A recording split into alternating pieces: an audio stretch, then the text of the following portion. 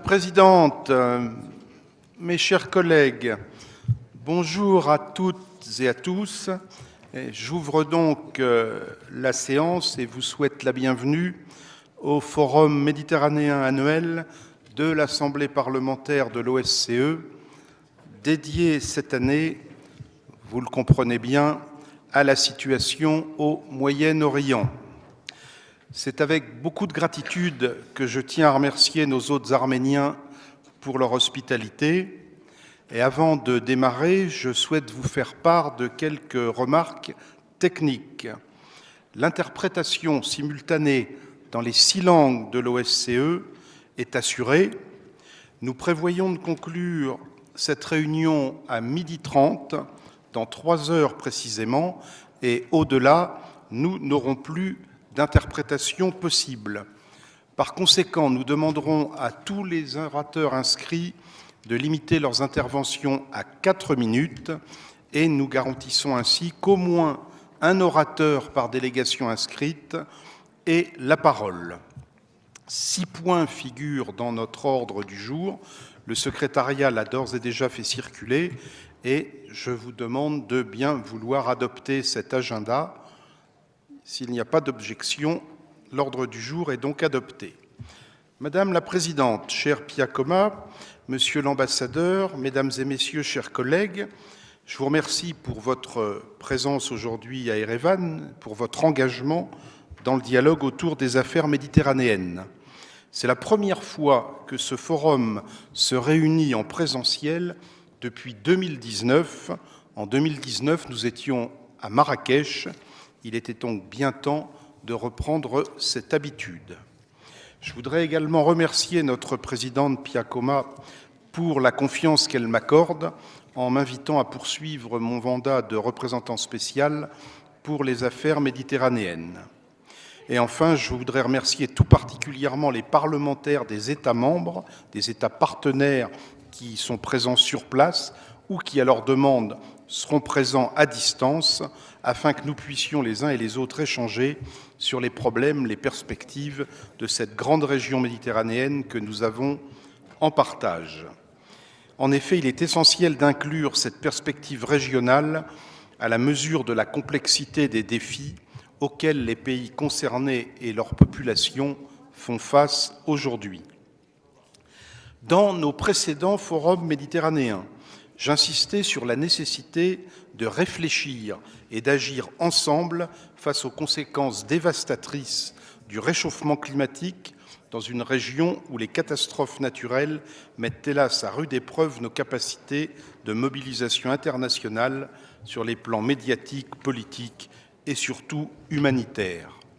Les tremblements de terre en Turquie et au Maroc, les incendies en Algérie et en Grèce, ainsi que les inondations meurtrières à Derna en Libye et dans de nombreuses autres régions. Les catastrophes naturelles ont provoqué 32,6 millions de nouveaux déplacements de population en 2022, ce qui en fait le chiffre le plus élevé de la décennie. Ces populations migrent dans des conditions périlleuses, exposées à toutes sortes de dangers. Nous pouvons nous attendre à une augmentation importante de migrations forcées résultant de facteurs environnementaux dans les années à venir. En effet, la Banque mondiale estime que le changement climatique pourrait contraindre d'ici à 2050 quelques 216 millions de personnes dans le monde en développement à migrer à l'intérieur de leur pays, et l'Afrique subsaharienne pourrait enregistrer, elle, jusqu'à 86 millions de migrants climatiques internes. La coopération internationale, la lutte contre la traite des êtres humains doivent dès aujourd'hui jouer tout leur rôle pour tenter d'endiguer ces mouvements dont les premières victimes, bien trop nombreuses hélas, sont les migrants eux-mêmes, dont les droits humains sont outrageusement bafoués, ou pire encore, et j'en reviens à notre sujet, pour lesquels la mer Méditerranée se transforme en cimetière. À cela s'ajoutent les conflits dans de nombreuses régions frontalières aux pays méditerranéens qui ne cessent de se répercuter sur leur stabilité politique et économique, impactant notamment la sécurité alimentaire. l'effondrement de l'accord céréalier de la mer Noire aggrave l'insécurité alimentaire mondiale et cela concerne de manière significative nos partenaires et pays participants de la région méditerranéenne. Aujourd'hui, je m'exprime ici en tant que président de ce forum de dialogue. Je suis aussi, mais comme vous tous, parlementaire de mon pays, sénateur français, et je voudrais rappeler que nous condamnons sans ambiguïté l'attaque du Hamas et d'autres groupes terroristes contre Israël le 7 octobre dernier. Une attaque massive, inhumaine, abominable. Une attaque contre des civils, hommes, femmes et enfants, dont certains en très bas âge, des bébés, lâchement et sauvagement assassinés de sang-froid, torturés, violés, pris en otage. Quarantaine de Français sont portés disparus ou retenus en otage et aucun de nos pays, je crois, n'échappe à la règle. Je réitère donc notre demande que tous les otages, quels qu'ils soient libérés immédiatement et sans condition. Je voudrais rappeler ici, et vous le ferez, je le crois, chacun à votre façon, rappeler ici la solidarité de la France avec Israël, en rappelant qu'effectivement, Israël a le droit à la sécurité, a le droit de se défendre et de protéger sa population. Israël a le droit de se défendre et le devoir de le faire, certes dans le respect du droit international, en particulier du droit international humanitaire, et donc avec le souci de la protection des populations civiles. Mes chers collègues, je pose la question, en quoi le Hamas représente-t-il les Palestiniens ? Il les tient en otage dans la bande de Gaza, où en fait il n'apporte que de la violence, de la terreur et une crise humanitaire terrible. Face à cette crise humanitaire, notre devoir, y compris celui d'Israël, est de garantir la fourniture continue aux populations civiles, dont les femmes et les enfants de Gaza, des biens de première nécessité, de l'eau, de la nourriture, des médicaments, du carburant. La vie des civils doit être préservée. Il y a réellement urgence sur ce point. Et enfin, je tiens à redire ici combien notre devoir à l'Assemblée parlementaire de l'OSCE, au sein de ce forum, est aussi de tout faire pour éviter l'embrasement de la région. Nous avons le devoir collectif et impérieux de retracer un chemin de paix, une paix durable, répondant aux aspirations légitimes des populations israéliennes et palestiniennes de vivre en paix, non pas face à face, mais si possible côte à côte. Nous connaissons en fait les conditions d'une telle paix, des garanties fondamentales apportées à Israël pour sa sécurité et un État pour les Palestiniens. La seule solution viable est, me semble-t-il, c'est en tout cas la position française, la solution à deux États. Il faudra relancer ce processus politique, le seul conforme à nos idéaux, qui sont aussi les conditions indispensables à la paix et à la sécurité, et qui, je le rappelle, mais ce n'est peut-être pas nécessaire, sont inscrits dans les principes fondateurs d'Helsinki et de la Charte des Nations Unies. Alors, mes chers collègues, poursuivons notre dialogue. Nous allons maintenant écouter nos intervenants. Si vous avez des questions ou des commentaires à leur adresser, je vous invite à le faire le moment venu dans le débat qui va s'ouvrir et qui suivra leur présentation et les remarques des partenaires. À cet effet, une liste est actuellement ouverte et je vous invite à signaler votre nom et votre pays auprès du secrétariat assis à mes côtés pour vous y inscrire. Si possible, pour faciliter l'interprétation lors de ce forum, pour celles et ceux d'entre vous qui ont l'intention de lire leur intervention, merci d'en faire parvenir une copie au secrétariat afin qu'ils puissent le transmettre aux interprètes. Voilà, mes chers collègues, mon propos d'ouverture et c'est maintenant avec grand plaisir que je cède d'abord la parole à notre présidente, Madame Pia Kauma. Madame la Présidente, c'est à vous. Merci, Pascal. Dear colleagues, dear friends, thank you very much for joining us this morning. And thank you, dear Pascal, for inviting me to say a few words. Even before we enter into this topic of our debate, this Mediterranean Forum is an event in itself.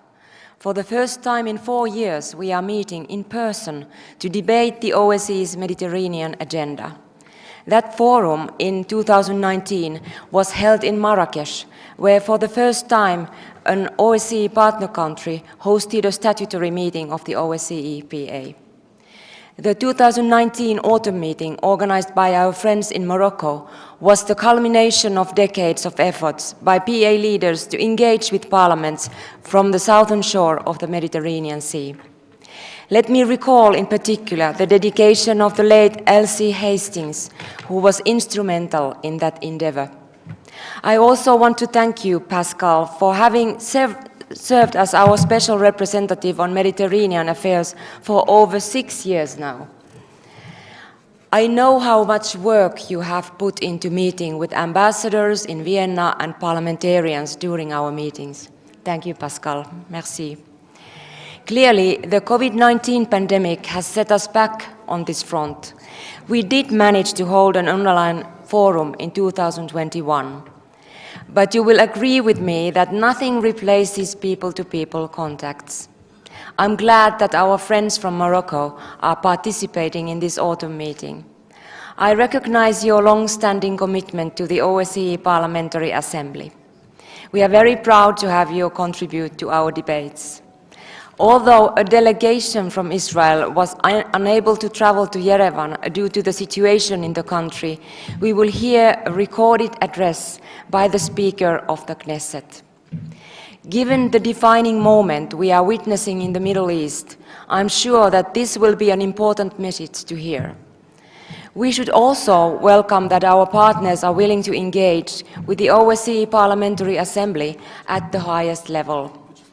We should continue to encourage this. I also want to use this opportunity to encourage you all, as members of your national parliaments, to engage with parliamentarians from our partner countries. Friendship groups, for instance, are a great way to also promote their participation in our meetings.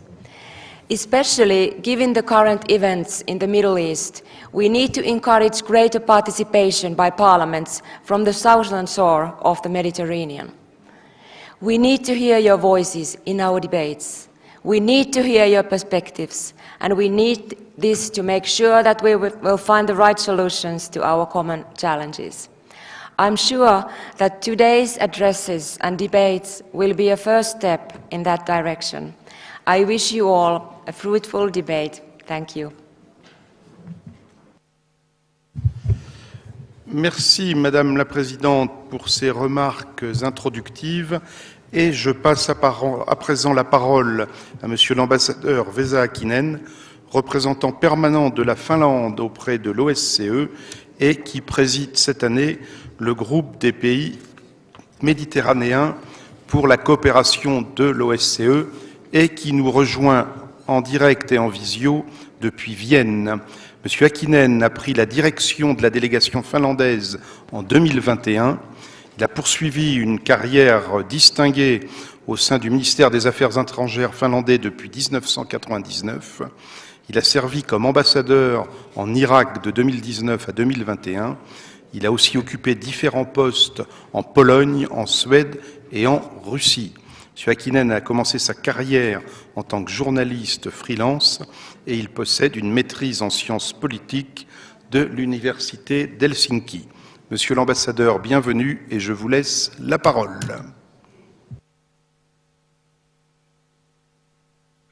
Merci beaucoup, Monsieur le Président. Madam President, Excellencies, ladies and gentlemen, first of all, very good morning here from Vienna. Unfortunately, I was not able to participate in person, but nevertheless, it's an honor for me to address this meeting on behalf of the Finnish chairpersonship of the OSCE Mediterranean Partners for Cooperation Group.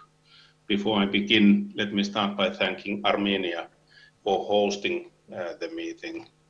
As this meeting takes place in Yerevan, I would want to highlight first the situation in the Southern Caucasus very shortly. Recent exodus of Nagorno-Karabakh Armenian population. So the humanitarian considerations, non-use of force, the diplomacy, they should or there must be the tools on the way to sustainable peace in the region.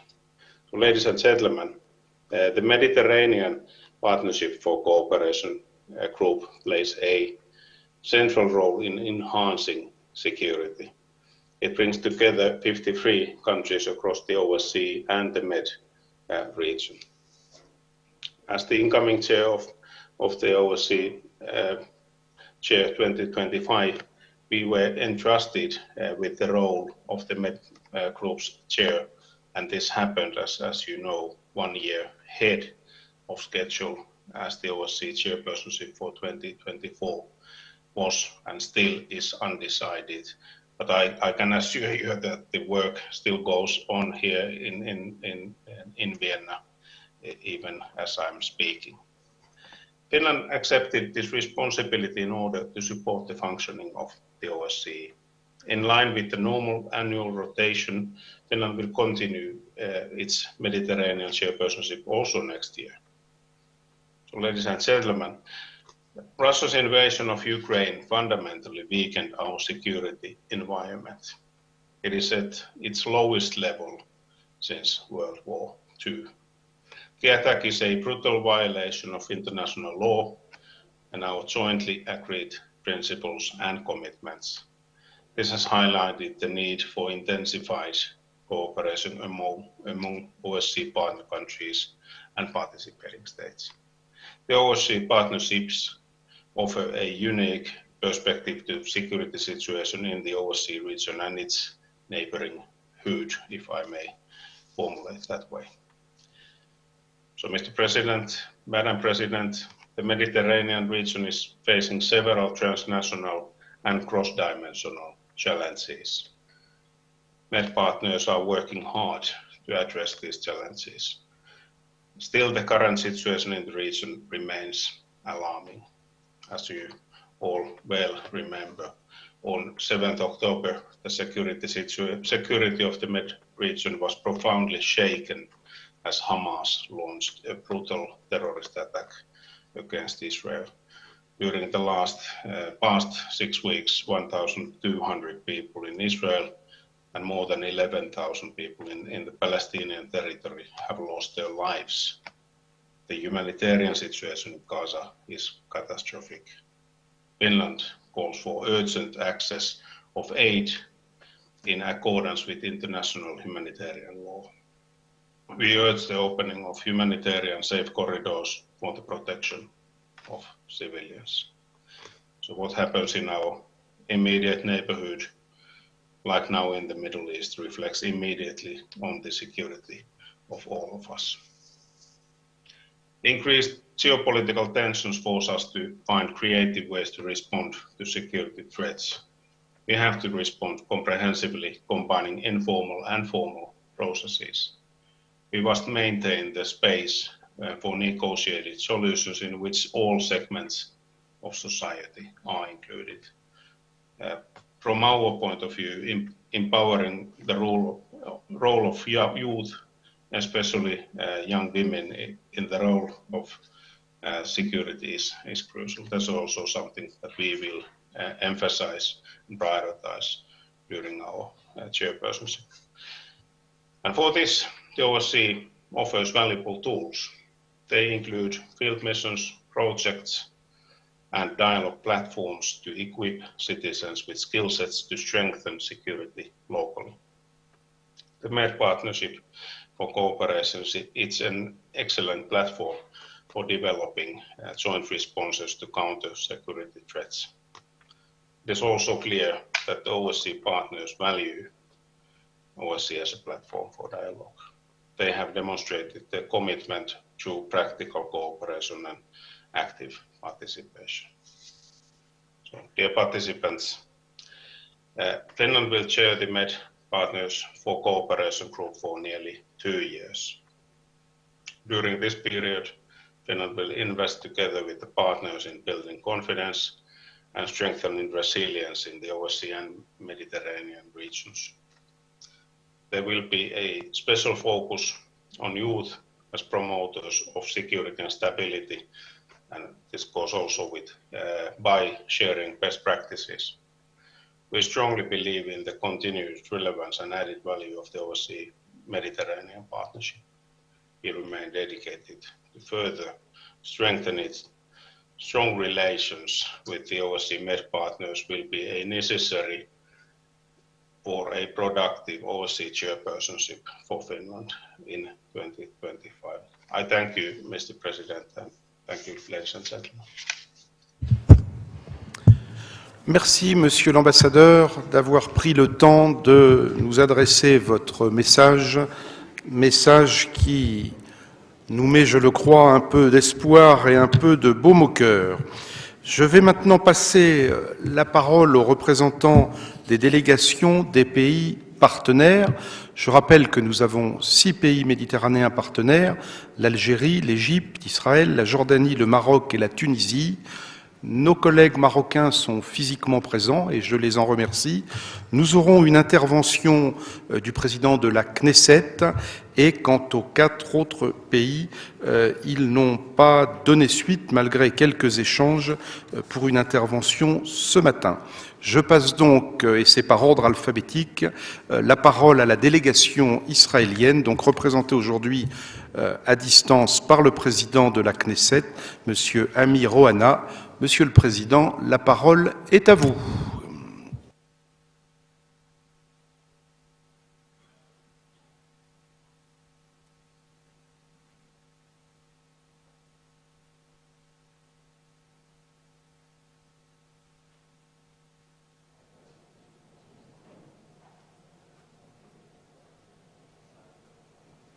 President of the OSCE Parliamentary Assembly, distinguished colleagues at the OSCE Parliamentary Assembly, my fellow parliamentarians, my friends, thank you for giving me the opportunity to address you today. Simchat Torah, one of the happiest holidays on the Jewish calendar, fell on October 7th.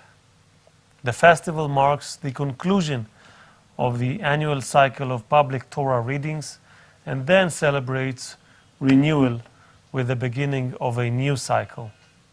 However, starting at 6:30 that morning, this day would go down in history as the deadliest day for the Jewish people since the Holocaust. That morning began with a series of coordinated attacks initiated by Hamas terrorist organization. They were joined by other Palestinian terrorist organizations as well as unaffiliated Gaza residents who rushed in carrying knives, cleavers, hammers, and other deadly instruments as soon as they realized that the border was wide open and the Jewish communities were exposed. Over 1,200 Israelis were brutally murdered in these attacks. Dozens of babies were slaughtered, and the recovered bodies of Israeli civilians showed signs of torture and extreme violence. People were found tied up and burnt alive. A music festival celebrating love was transformed into a killing field. The terrorists brutally butchered women, children, men, and the elderly in ways unimaginable to the human mind. Children were shot while hugging their parents in their homes. Entire families were murdered in cold blood. In addition to the murderous rampage, these terrorists took 240 Israelis hostage. After the horrors of October 7th, the equation is clear. Hamas is ISIS, and much worse. Israel, a nation born out of the ashes of history's darkest chapter, stands as a beacon of democracy and resilience in the turbulent Middle East. Hamas, an internationally recognized terrorist organization, is still targeting innocent civilians with indiscriminate rocket attacks. These tactics include using civilians' infrastructure for military purposes and putting their own people at risk by exploiting them as human shields. We have not only every right to protect our citizens from these relentless attacks, we have the obligation to do so. The primary purpose of a state, any state, is to ensure the safety and security of its citizens. The atrocities of Hamas and its partners, their despicable and inhumane actions, are not only directed against Israelis, but also against citizens of many states represented by delegations in this very room. We extend our deepest sympathies to the delegations from these countries who lost citizens or whose citizens are still held hostage in Gaza. Hamas's supporters celebrate these atrocities, the dead and the hostages, even in cities across the OSCE area, which demonstrates the widespread influence of the inhumane Hamas ideology. We must fight it and defeat it. The battle against this terror is not and should not be Israel's struggle alone, and we must stand shoulder to shoulder. Hamas, just like ISIS, poses a threat to all of us. Now is the time to act. First and foremost, I would ask that you speak up and raise your voices on behalf of those who were abducted and remain in Hamas captivity. We demand the immediate and unconditional release of all the hostages. Second, stand by Israel. Stand by Israel as we eliminate terror and jihadism and preventing it from coming your way. Stand by us. Thank you.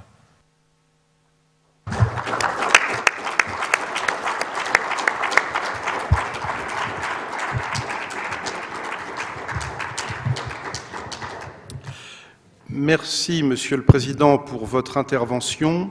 Je voudrais, mes chers collègues, vous préciser que nous avions proposé aux représentants du Conseil national palestinien de s'exprimer devant nous, à plusieurs reprises d'ailleurs. Nous avons eu des collègues membres du Conseil national palestinien qui ont participé à ce forum les années précédentes, mais cette année, ils n'ont pas souhaité s'y associer. Je souhaitais quand même le préciser. Je vais donner maintenant la parole à nos collègues de la délégation marocaine. Nous aurons donc deux interventions, puisqu'il y a deux chambres au sein du Parlement marocain, la Chambre des conseillers et la Chambre des représentants. Par contre, je ne sais pas lequel d'entre vous commence. Donc voilà, Madame, chers collègues, prenez la parole.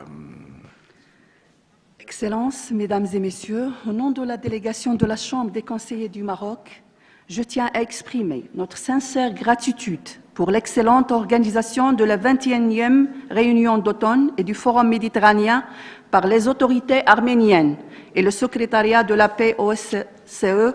De plus, l'accueil chaleureux et la richesse culturelle de l'Arménie ont créé un environnement propice aux discussions fructueuses, favorisant un cadre de travail adéquat pour une meilleure compréhension des défis complexes auxquels notre région est confrontée. Le Maroc, en tant que partenaire de coopération, est résolument attaché aux principes fondamentaux de notre forum, une adhésion d'autant plus pertinente dans le contexte actuel, tendu en Méditerranée. Notre engagement pour la paix et la démocratie et notre défense des droits humains sont essentiels pour relever les défis du Moyen-Orient et pour guider la région vers une stabilité et une prospérité durable. Dans cette optique, le Forum méditerranéen de la paix OSCE s'avère être une ancêtre privilégiée, un lieu où le dialogue fructueux et les initiatives collaboratives peuvent être efficacement menées. Cette année, ce forum prend une dimension encore plus critique compte tenu des tensions et des affrontements armés continus dans la bande de Gaza, causant des milliers de morts, des blessés parmi une population civile désarmée, sur fond de chaos et de blocus total, en violation flagrante des lois internationales et des valeurs humaines. Bien que des voix de la sagesse se soient élevées pour appeler à la désescalade et à l'apaisement, l'artillerie et les missiles israéliens continuent de prendre pour cible les civils désarmés, y compris les enfants, les femmes et les personnes âgées. Ne furent épargnés ni lieux de culte, ni hôpitaux, ni camps, qu'ils soient totalement ou partiellement détruits. Réaffirmant son engagement indéfectible envers la paix, le Royaume du Maroc, sous l'impulsion de Sa Majesté le roi Mohamed VI, a lancé un appel vigoureux lors du sommet extraordinaire arabo-islamique tenu récemment à Riyad, en Arabie saoudite, invitant à une prise de conscience mondiale pour mettre fin à l'effusion du sang.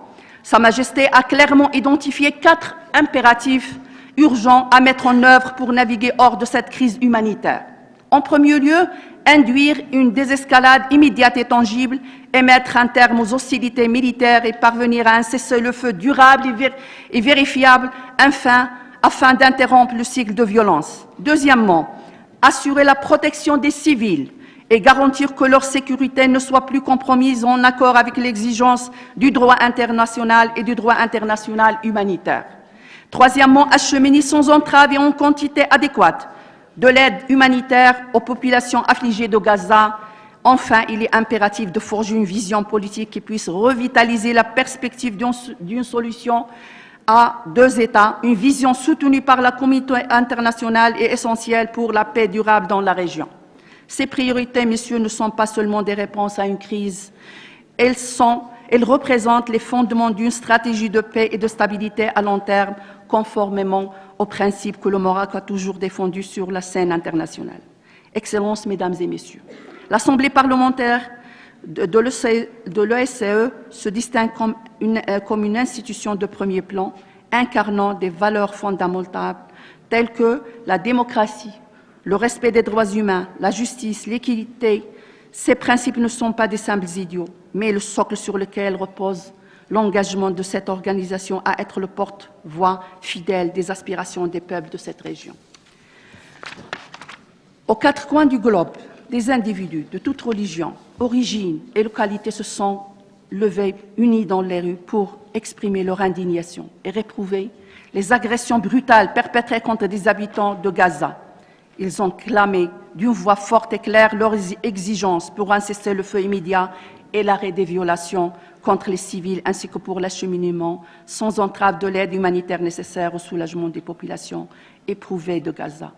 En écho aux préoccupations de ces citoyens mondiaux, il est de notre devoir impérieux de veiller à ce que les aspirations de ces peuples soient fidèlement retranscrites dans les travaux de cette Assemblée, en honorant et en incarnant leur voix dans les résolutions qui vont émaner de ce forum. Nous ne faisons pas seulement preuve d'une écoute et d'une réactivité nécessaires, mais nous renforçons également la crédibilité et l'autorité de cette honorable Assemblée. En agissant ainsi, nous confirmons notre rôle de forum démocratique authentique et de force motrice pour le changement, en accord avec les principes d'équité et de justice qui nous unissent tous au sein de l'OSCE. Excellentes Mesdames et Messieurs, le conflit prolongé au Moyen-Orient perdurant à travers des décennies représente un obstacle conséquent au développement et à la progression collective de cette région stratégique.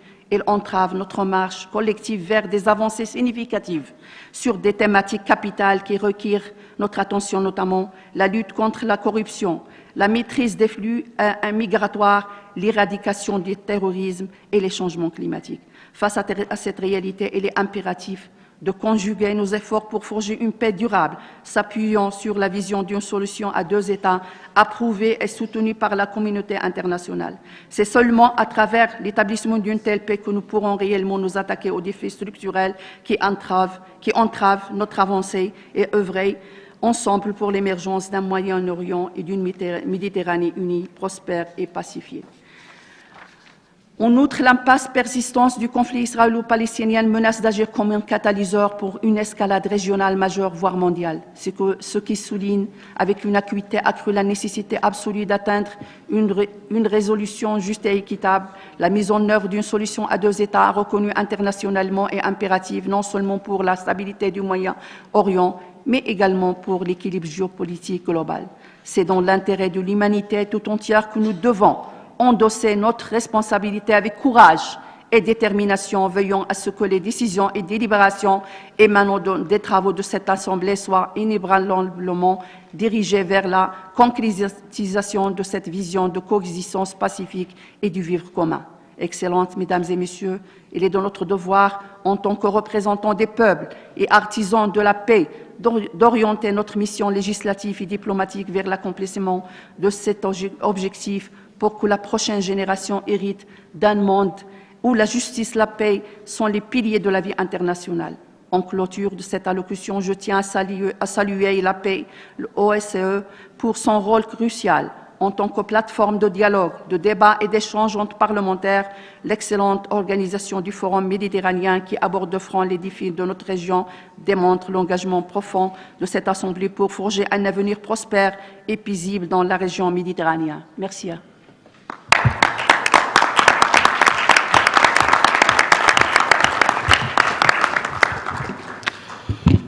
Merci, Madame, pour votre intervention et je passe la parole à votre collègue. Excellences, Mesdames et Messieurs, c'est avec un grand plaisir que nous prenons part à cette discussion et qu'il me soit permis, en mon nom propre et en celui des membres de la délégation marocaine ici présente, d'adresser mes remerciements aux autorités arméniennes et à toutes les composantes du secrétariat de la POSCE pour l'organisation de 21e réunion d'automne et du Forum méditerranéen et pour leur hospitalité chaleureuse.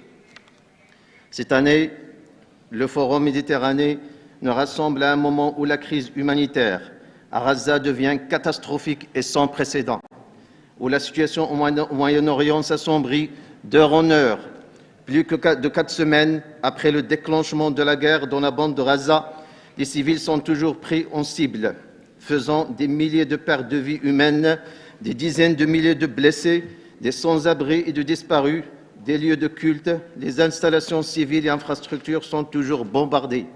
S'ajoute à cela la coupure et l'approvisionnement en eau et l'interdiction d'entrée des denrées alimentaires et de carburant.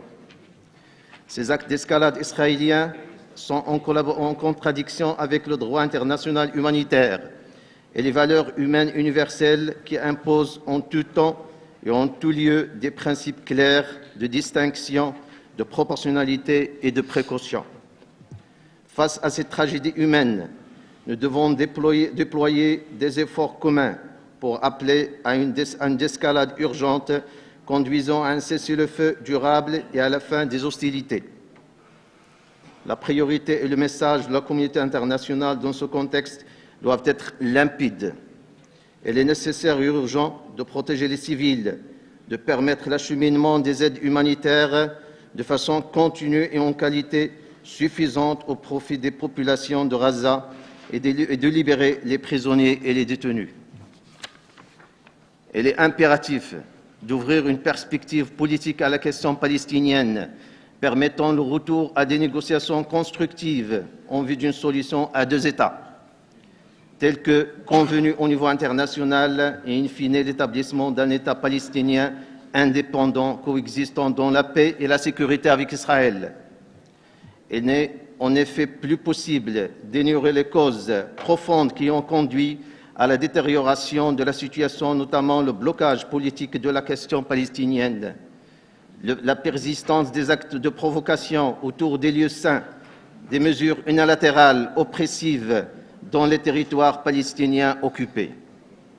Excellences, Mesdames et Messieurs, le Royaume du Maroc a toujours accordé une grande importance à la stabilité, à la paix et la sécurité régionale et internationale. En ce moment difficile, la Chambre des représentants du Royaume déplore et condamne les attaques contre les civils, réaffirme sa solidarité entière avec les droits légitimes du peuple palestinien en appelant à une relance du processus de paix au Moyen-Orient avec pour objectif l'établissement d'un État palestinien indépendant vivant en paix aux côtés d'Israël. En tant que représentants du peuple, nous avons le devoir, dans le cadre des fonctions, mandats et obligations qui sont les nôtres, de contribuer activement aux efforts internationaux pacifiques visant à instaurer la paix, la stabilité et la prospérité pour tous les peuples de la région. Excellences, Mesdames et Messieurs, nous savons que le risque d'un embrassement et d'une escalade régionale du conflit se renforce et nous sommes tous conscients des répercussions catastrophiques de la poursuite et l'extension des hostilités sur l'avenir de toute la région du Moyen-Orient. Dans ce contexte, il nous incombe de redoubler nos efforts pour éviter ce scénario catastrophique, rétablir la stabilité dans la région et avancer vers une paix globale et juste. J'aimerais finir mon allocution en félicitant la OSCE pour le rôle indispensable qu'il joue comme lieu de rencontre, de débat et de dialogue entre les parlementaires et pour l'organisation du Forum méditerranéen autour des défis auxquels cet espace est confronté. Et merci.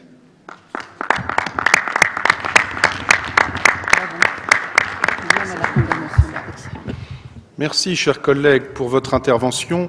Et je rappelle que la délégation marocaine est présente en entier. Ils sont tous là. Voilà, c'est vraiment marqué l'importance qu'ils accordent à cet échange. Mes chers collègues, nous allons donc attaquer la partie débat sur notre thème, donc la situation au Moyen-Orient.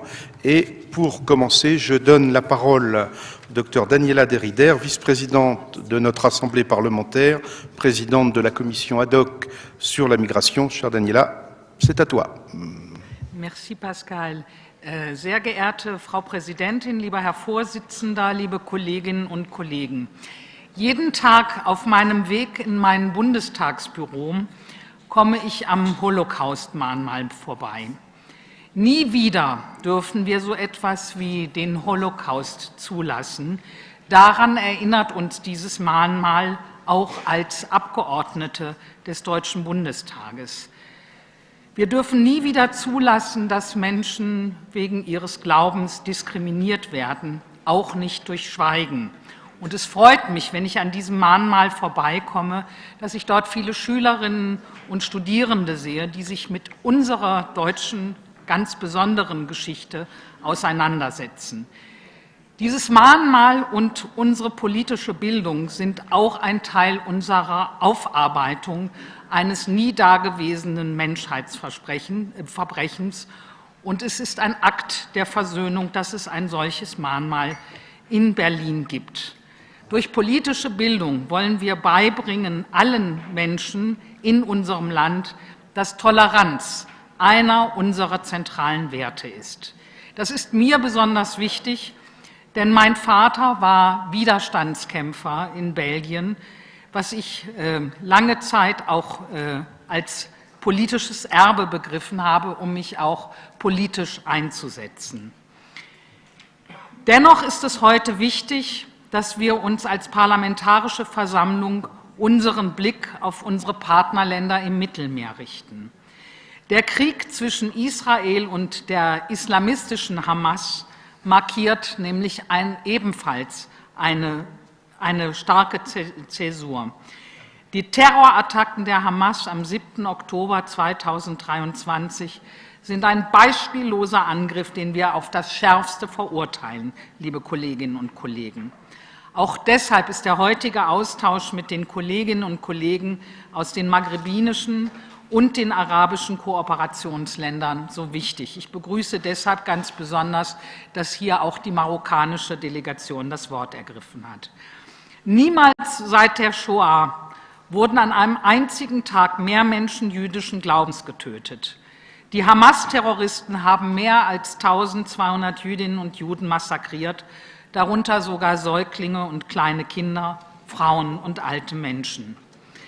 Die Hamas und, wir haben es eben gehört, auch andere Terrorgruppen haben über 240 israelische Geiseln in den Gazastreifen verschleppt. In der vergangenen Woche habe ich die Gelegenheit gehabt, mit Familienangehörigen der Entführten zu sprechen. Und mich hat dies sehr berührt. Ich will Sie daran teilhaben lassen. Eine der jungen Frauen, deren Ehemann verschleppt wurde, der sich etwa als Friedensmediator beruflich engagiert hat, berichtete über die WhatsApp-Kommunikation, die sie mit ihrer Schwiegermutter, die zusammen mit ihrem Mann sich in ihrem Haus aufhielt. Die erste Nachricht kam und sie lautete: dass wohl Terroristen vor der Tür ständen. 2 Minuten später kam die Nachricht, dass die nun versuchen würden, die Tür aufzubrechen. Ebenfalls 2 Minuten später wurde signalisierte die Schwiegermutter, dass nun die Terroristen kurz davor würden, einzudringen und ob man ihnen bitte helfen könne. Danach gab es keine Mitteilungen mehr. Man fand später die Leiche der Schwiegermutter. Und der Ehemann gehört zu den Geiseln, die im Gazastreifen vermutlich festgehalten werden.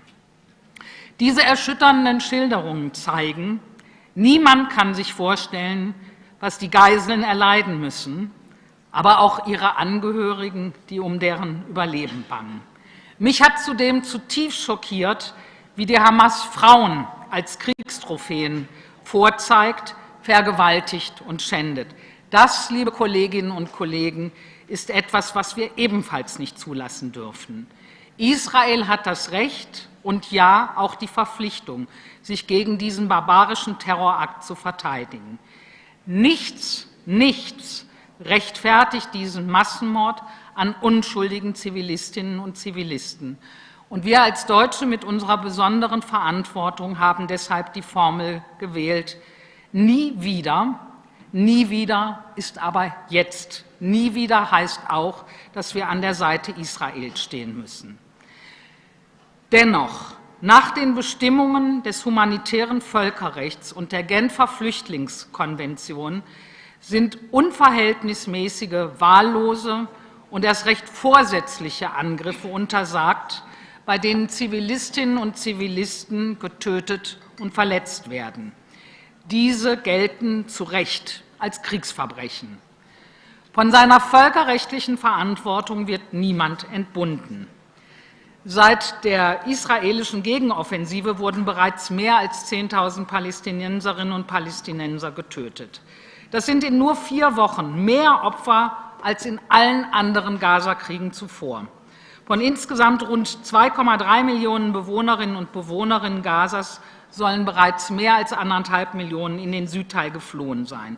Auch dies sind bislang nicht militärische Operationsgebiete, oder sie sind in militärische Operationsgebiete verschleppt oder verzogen. Dies ist bislang die größte Fluchtwelle in der Geschichte des Nahostkonflikts. Auch das muss uns in der Kommission für Migration besorgen. Die legitime Vergeltung des Hamas-Terrors durch Israel rechtfertigt keine Kollektivbestrafung der palästinensischen Zivilbevölkerung. Sie leidet selbst seit Jahren unter der Herrschaft radikaler Islamisten. Liebe Kolleginnen und Kollegen, Frieden entsteht nicht durch Krieg. Und Auge um Auge, ich zitiere noch einmal Mahatma Gandhi, führt nicht dazu, dass Krieg beendet wird, sondern sorgt dafür, dass die ganze Welt am Ende blind wird. Die Menschen in Gaza benötigen sichere Fluchtwege und Evakuierungsmöglichkeiten. Sie brauchen humanitäre Hilfe für die grundlegenden Lebensbedürfnisse, Lebensmittel, medizinische Versorgung, Unterkünfte, Strom und Brennstoff. Und, Herr Vorsitzender, Sie haben dies ja eben schon zu Recht betont. Ich begrüße die Bemühungen Ägyptens, humanitäre Versorgungskorridore einzurichten. Und ich danke vor allem allen Mitarbeiterinnen und Mitarbeitern von internationalen Hilfsorganisationen, die oft bis zur völligen körperlichen und psychischen Erschöpfung versuchen, die Not der Menschen vor Ort zu lindern. Ein Waffenstillstand kann zudem genutzt werden, um die israelischen Geiseln freizubekommen. Meine große Sorge gilt der möglichen Ausweitung des Konflikts zu einem Flächenbrand im gesamten Nahen Osten. Nur eine politische Lösung, liebe Kolleginnen und Kollegen, kann zu einem dauerhaften Frieden zwischen Israel und den Palästinenserinnen und Palästinensern führen. Dies ist nur auf der Grundlage der Zwei-Staaten-Lösung möglich. Nach dem internationalen Recht haben die Palästinenserinnen und Palästinenser unverändert ein Selbstbestimmungsrecht auf einen eigenen Staat. Dieser muss wirtschaftlich überlebensfähig sein und über ein zusammenhängendes Territorium verfügen.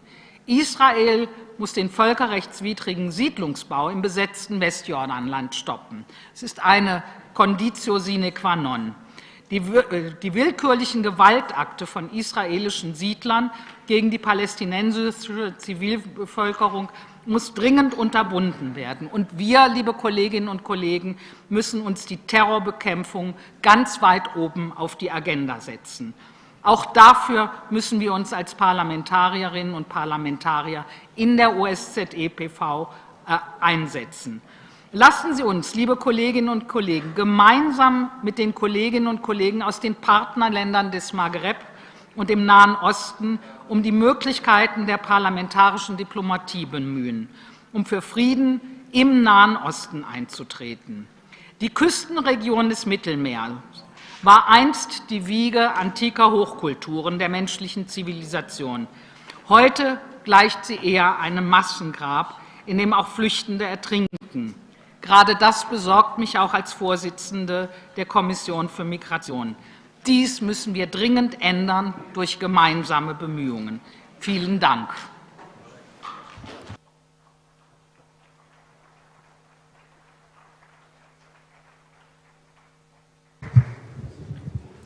Merci, chère Daniela, pour la clarté, pour la fermeté, mais aussi pour l'humanité de ton intervention.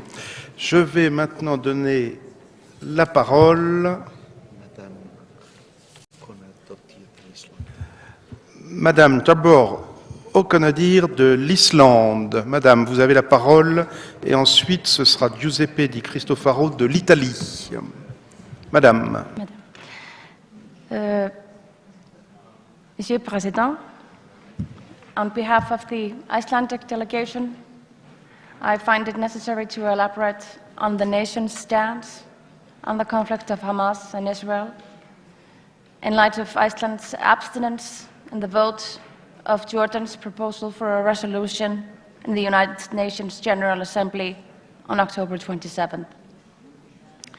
The Icelandic Parliament has approved a parliamentary resolution on November 8th, which expresses the call of an immediate ceasefire for humanitarian reasons in the Gaza Strip in order to guarantee the safety of ordinary citizens, both Palestinian and Israeli alike. All acts of violence directed against civilians in Palestine and Israel is condemned, and it's demanded that international law is to be followed once and for all in the interest of humanity, the safety of ordinary citizens, and the protection of civil infrastructure. The Icelandic Parliament condemns the terrorist attacks by Hamas on civilians on October 7th. It also condemns all subsequent actions of the Israeli government that violate international humanitarian law, including excruciating suffering, loss of life, civilian casualties, and destruction of civilian infrastructure. It is urgent that all violations of international law by warring parties is to be fully investigated.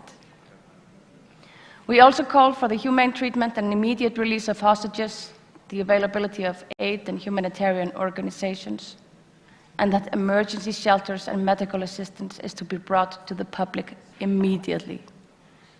Iceland's position is clear and enjoys the support of all parties in the parliament. Not only is it urgent to call for an immediate ceasefire in the conflict for humanitarian reasons, but it's also vital to ensure the unrestricted access of humanitarian aid and to prioritize the protection of civilians. Dear colleagues, there is a reason why we adhere to laws in conflict. The core of the Geneva Convention mandates the protection of the sick, the wounded, medical and religious personnel during conflict. The Israeli army has shown no efforts in mitigating its forces of action. The terrorist attack of Hamas on civilians October 7th does not in itself justify the brutal attacks we see now on Al-Shifa Hospital. Dear colleagues, we know the situation is dire, but we will not sit in silence when general civilians and children suffer. Thank you. Now, Giuseppe De Cristofaro has the floor, and next will be Peter de Rover from Belgium. Mr. De Cristofaro. Sì, grazie. Parlerò in italiano e ringrazio innanzitutto ovviamente i colleghi armeni per l'accoglienza, per l'organizzazione di queste importanti giornate e per l'ospitalità. Anch'io utilizzerò questi minuti per provare a svolgere qualche considerazione sul conflitto medio orientale e naturalmente penso anch'io che si debba necessariamente partire dalla condanna ferma, netta, inequivocabile dell'attacco brutale di Hamas del 7 ottobre scorso. Un attacco per l'appunto brutale che io credo non possa in nessun modo, in nessun caso essere giustificato, un crimine contro l'umanità che come tale va considerato. Credo che bisogna ribadire che Israele abbia tutto il diritto naturalmente di esistere e quindi abbia anche tutto il diritto di difendersi. Credo anche che questa difesa e questo diritto vada esercitato nei limiti stringenti del diritto internazionale. I bombardamenti indiscriminati sulla popolazione civile, ma anche l'interruzione della fornitura della luce, dell'acqua, del gas, sono, io credo, incompatibili con il diritto internazionale e rappresentano dei veri e propri crimini contro l'umanità. Io penso che si debba lavorare per un cessate il fuoco per poter salvaguardare la popolazione civile e credo anche, lo dico pure sulla base del dibattito di stamattina, che sia necessaria una operazione di verità sulle ragioni per cui la situazione è diventata così drammatica. La comunità internazionale e gli stessi organismi sovranazionali non hanno sufficientemente in questi anni saputo svolgere il proprio ruolo. La comunità internazionale ha girato la faccia dall'altra parte per troppo tempo. La Palestina aveva una leadership laica che nel tempo è stata completamente delegittimata. Se non ci chiediamo per quali ragioni è successo questo, non capiremo il motivo per cui l'integralismo è oggi diventato un punto di riferimento, purtroppo, per molte persone. Io credo ancora alla soluzione due popoli, due stati, credo che sia l'unica possibilità attorno alla quale costruire un possibile percorso di pace. Ma quella soluzione, se non viene accompagnata da atti precisi, rischia di diventare una grande ipocrisia. Possiamo ragionevolmente sostenere che negli ultimi decenni siano stati tutelati i diritti della popolazione palestinese? L'occupazione militare, le violenze dei coloni, la sottrazione sistematica di pezzi di territorio sono stati una delle principali ragioni del fallimento del processo di pace. E io penso che l'OSCE possa provare a svolgere un ruolo sulla ripresa di un processo di pace, di un percorso di pace, anche perché è probabilmente l'organizzazione che più di tutte può favorire la cooperazione e il dialogo dei paesi mediterranei che io penso debbano essere tutti impegnati in questo sforzo. Noi abbiamo oggi un vero compito storico. Le nostre società sono profondamente attraversate dal rischio di un ritorno dell'odio. L'antisemitismo e l'islamofobia sono pericoli concreti. A Roma, nei giorni successivi al 7 ottobre, sono state annerite da mani criminali alcune pietre d'inciampo, il principale simbolo che ricorda il drammatico rastrellamento del ghetto il 16 ottobre del 1943. Abbiamo il dovere di contrastare l'odio e per questo abbiamo il dovere di proseguire su un percorso di pace.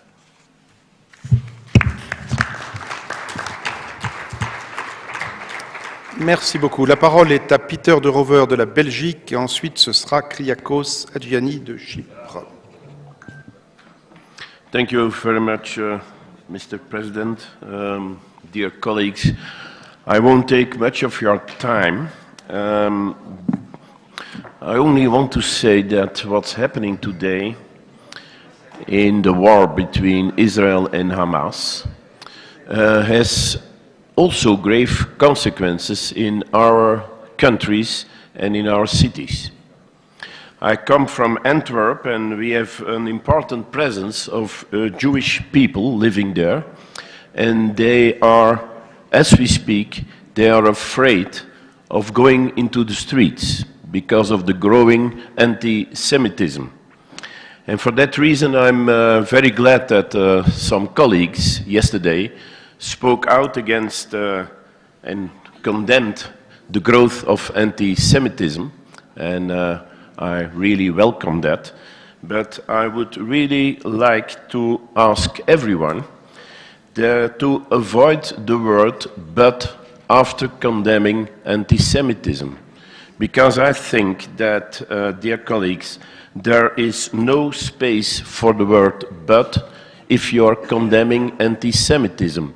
Anti-Semitism should be condemned without any hesitance, and for that reason I hope that we will be able to avoid that the conflict in the Middle East will have grave consequences in our own cities and countries. Thank you very much.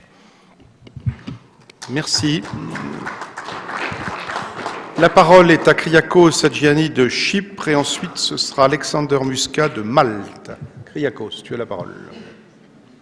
Thank you, Mr. President. It is so important to underline the importance of this Mediterranean Forum, and I want to congratulate Pascal Alizat, the President Biakauma, and also the Secretary General for this event. It gives actually the frame for dialogue, and this is the importance of this Mediterranean Forum. A terrorist attack against Israel of unprecedented cruelty, including acts of torture and rape carried out by terrorist group Hamas on 7th of October, and the full-scale military response of the latter have created a sense of a total instability in the Middle East region. Our position must be clear. We remain on the side of international law as advocates of regional stability. Our priority should be the protection of the civilian population. Gaza is experiencing a real horror, and there is a need to set humanitarian pauses which will be respected in order for the humanitarian aid to reach the civilian population of Gaza. My country, Cyprus, has proven in practice that it is a role of stability in the region.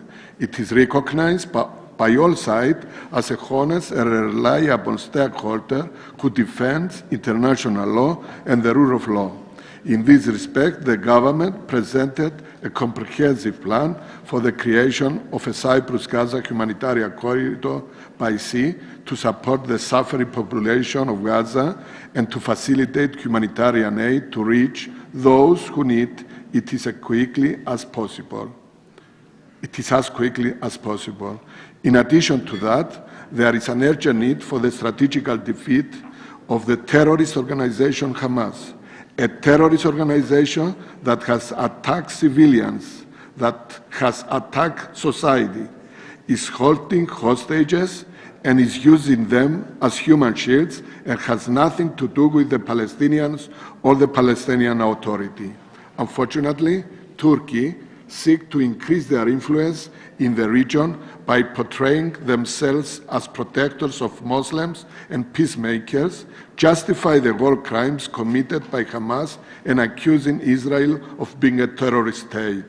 In parallel with that, Turkey continues to illegally occupy almost 37% of the Cypriot territory, engage in methodological efforts to alter the composition of the Cypriot population, continue its illegal actions for the settlement of Famagusta, blatantly disregarding pertinent UN Security Council resolutions, the EU and of other organizations, and systematically violating human rights, international law, including principles enshrined in the Helsinki Final Act.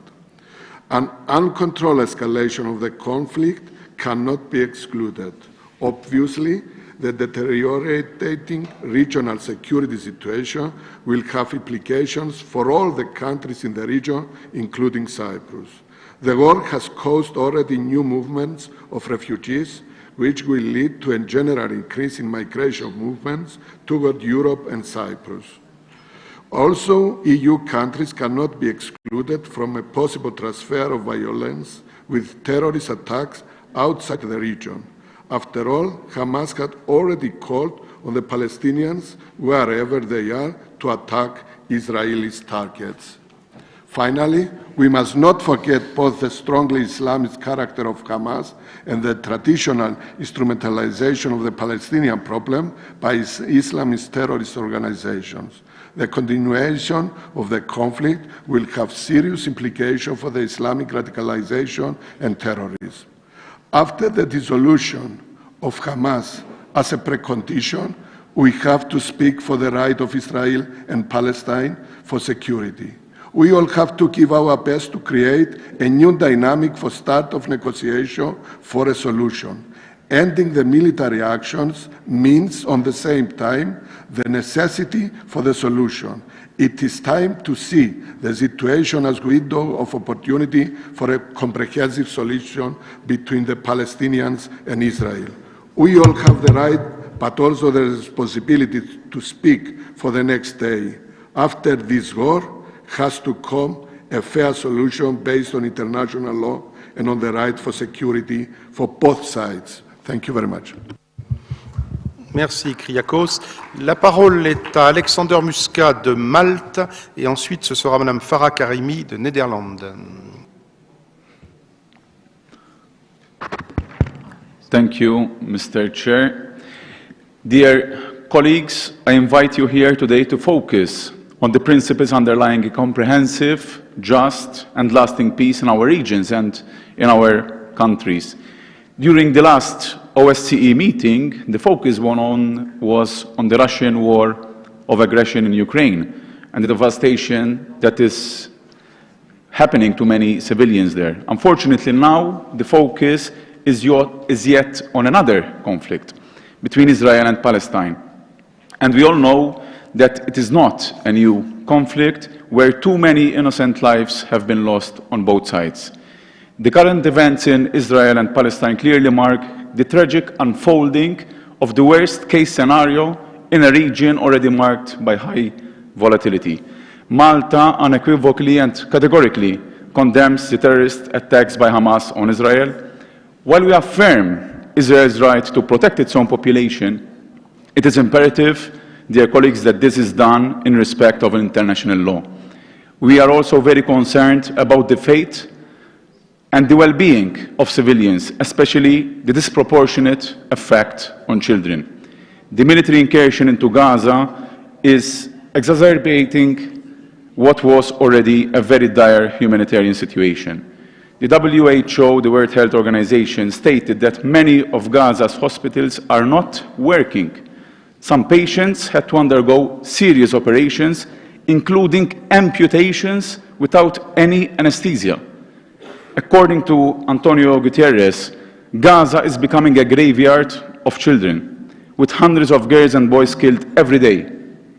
The scale of the humanitarian disaster unfolding in Gaza is clear. The local population requires urgent humanitarian aid more than ever. May I remind everyone here today that the forced displacement of people, of families, of children is a clear violation of international law. The negative impacts of all this on children is dramatic. They will have lifelong effects on their physical and mental health. And that is why we, Malta, tabled a resolution at the United Nations Security Council just a few days ago. It was overwhelmingly approved, with no country voting against it, and it is calling for an immediate humanitarian stop of this conflict. It is also calling for the immediate and unconditional release of all hostages held by Hamas. There must be unhindered and safe access by the United Nations and the Red Cross to provide the much-needed assistance. We must urgently rescue and recover the missing persons, including many children, in the destroyed buildings, and evacuate all the sick and injured together with their caregivers. All parties must stop depriving civilians in Gaza the basic services and humanitarian assistance. Colleagues, friends, let us not be spectators of this horrific conflict. We have a duty as politicians to exert all the pressure we have. Let us use all the power we have to stop this conflict at once. Thank you.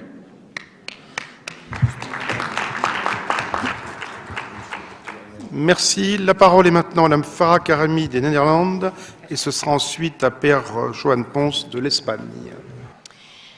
Thank you, Mr. Chair. Let me start by repeating what I already said on the first day of OSCE PA meeting. We condemn all forms of terrorism, including attacks on innocent civilians. There can be no justification for acts of terror, such as those by Hamas against Israeli civilians. According to the United Nations Human Rights Office, collective punishment, the use of starvation and dehydration as war tactics, indiscriminate bombings and attacks on hospitals, schools, aid workers, and journalists, as it is happening now against people of Gaza, are considered as war crimes. Even in times of war, there are rules to be followed.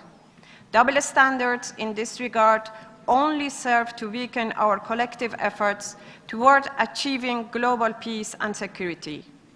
Furthermore, it is a matter of profound concern and indeed a disgrace for the international community that we have failed to effectively require a ceasefire and address the dire humanitarian disaster in Gaza.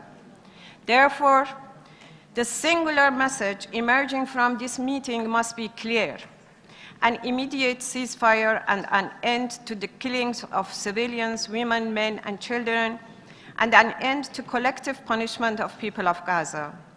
We call for the immediate release of all hostages and insist on unrestricted access to all necessary humanitarian aid. Furthermore, it is imperative to commence a political process aimed at finding a lasting solution to end occupation of Palestinian people. Dear colleagues, the situation is very urgent.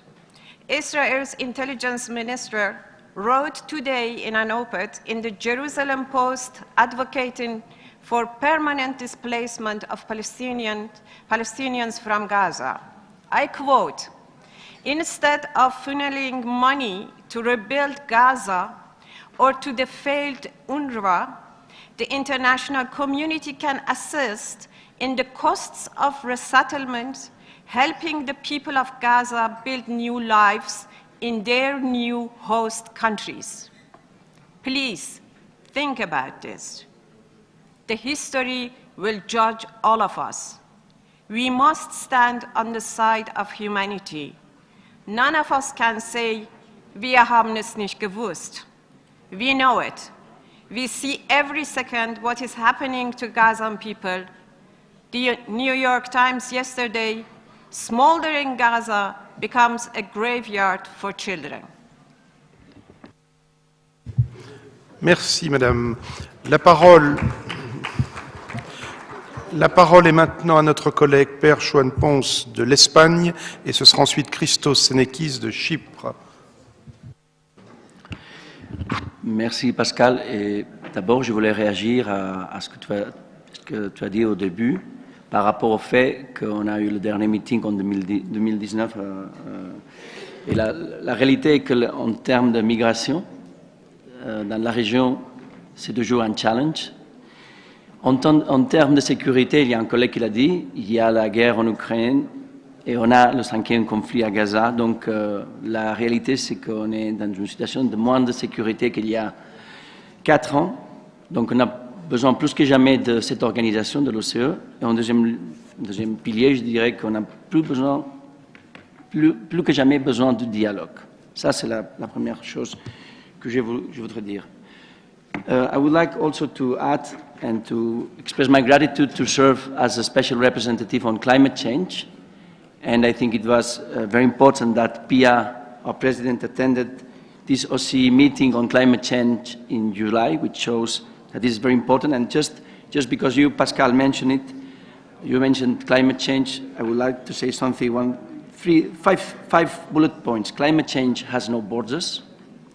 So we have to cooperate with both rivers and also with all the countries being part of the OSCE. Climate change is not only an environmental issue, it's also geopolitical. There will be no global security with no fair green transition, which is key. And then we have to mitigate and work to adapt the impact of climate change as soon as possible. So I, again, urge the global leaders to redouble the efforts and then to implement the 2030 global goals. So I think this is key also, that we have to push for that. And if I can shift to Spanish, me gustaría terminar en relación a lo que se ha dicho a Gaza y al conflicto. No voy a repetir lo que dije ayer. Yo creo que todos aquí condenamos los abominables hechos del 7 de octubre. Todos, creo que todos. Pero yo creo que lo que sucede es que en esta organización, que somos una organización de parlamentarios, en el que lo que prevalece por encima de todo es la democracia, solo voy a hacer una reflexión. Ya lo cité ayer y lo vuelvo a citar al señor Dominique de Villepin, que lo que decía es que los que somos demócratas no podemos responder a la barbarie con más barbarie. Por tanto, yo sostengo la mayoría de casi todos los argumentos que se han dicho hasta ahora, por supuesto, pero mi última reflexión es, por favor, no traicionemos a la democracia respondiendo con la fuerza. Se tiene que responder a estos hechos con la justicia y con más democracia. Muchísimas gracias.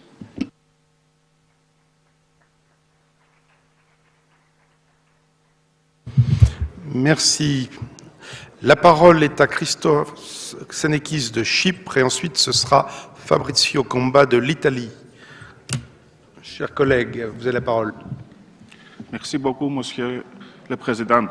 Dear colleagues, especially in times like this, building a stronger OSCE partnership with our Mediterranean partners has increased importance. The Republic of Cyprus, as the OSCE member closer to the conflict between Israel and Hamas in Gaza, has a strategic partnership with Israel, but also has excellent relations with the Arab countries. The President of the Republic of Cyprus, Nikos Christodoulidis, was one of the few European leaders that participated in the peace initiative which was convened by President Sisi in Cairo. He also visited Israel to discuss with Prime Minister Netanyahu the situation on the ground. Additionally, Cyprus has assumed its fair share of responsibility by submitting a detailed plan to create a sea corridor to transfer humanitarian aid to Gaza. Dear colleagues, it's clear that we are in a very difficult situation after the Hamas terrorist strikes against Israeli civilians on the 7th of October. The international community is concerned about the humanitarian situation in Gaza. Israel's right to self-defense is undisputed and in accordance with Article 51 of the UN Charter. But the civilian lives and infrastructure must be spared. Of course, we acknowledge that since Hamas is using human shields for its weapons and command centers and putting military capabilities in protected sites like hospitals, mosques, and schools, this is not an easy task. On the other hand, Israel is a democratic state, and the rules of engagement of a democracy cannot be the same as the rules of engagement of a terrorist organization. That is why we are setting the bar too high in terms of what we expect from Israel to manage an extremely complex and difficult situation. Dear colleagues, there is no way to resolve the current crisis without a strategic defeat of Hamas terrorism. But at the same time, no military intervention can ever replace a political solution. Returning to the negotiating table as soon as possible must remain the goal. The only way to find a solution to the Palestinian problem is the revival of negotiations for a two-state solution. Essentially, the right to Palestinians to have their own state without jeopardizing Israel's security, and of course, the right of the Jewish people to call Israel their homeland. Thank you so much.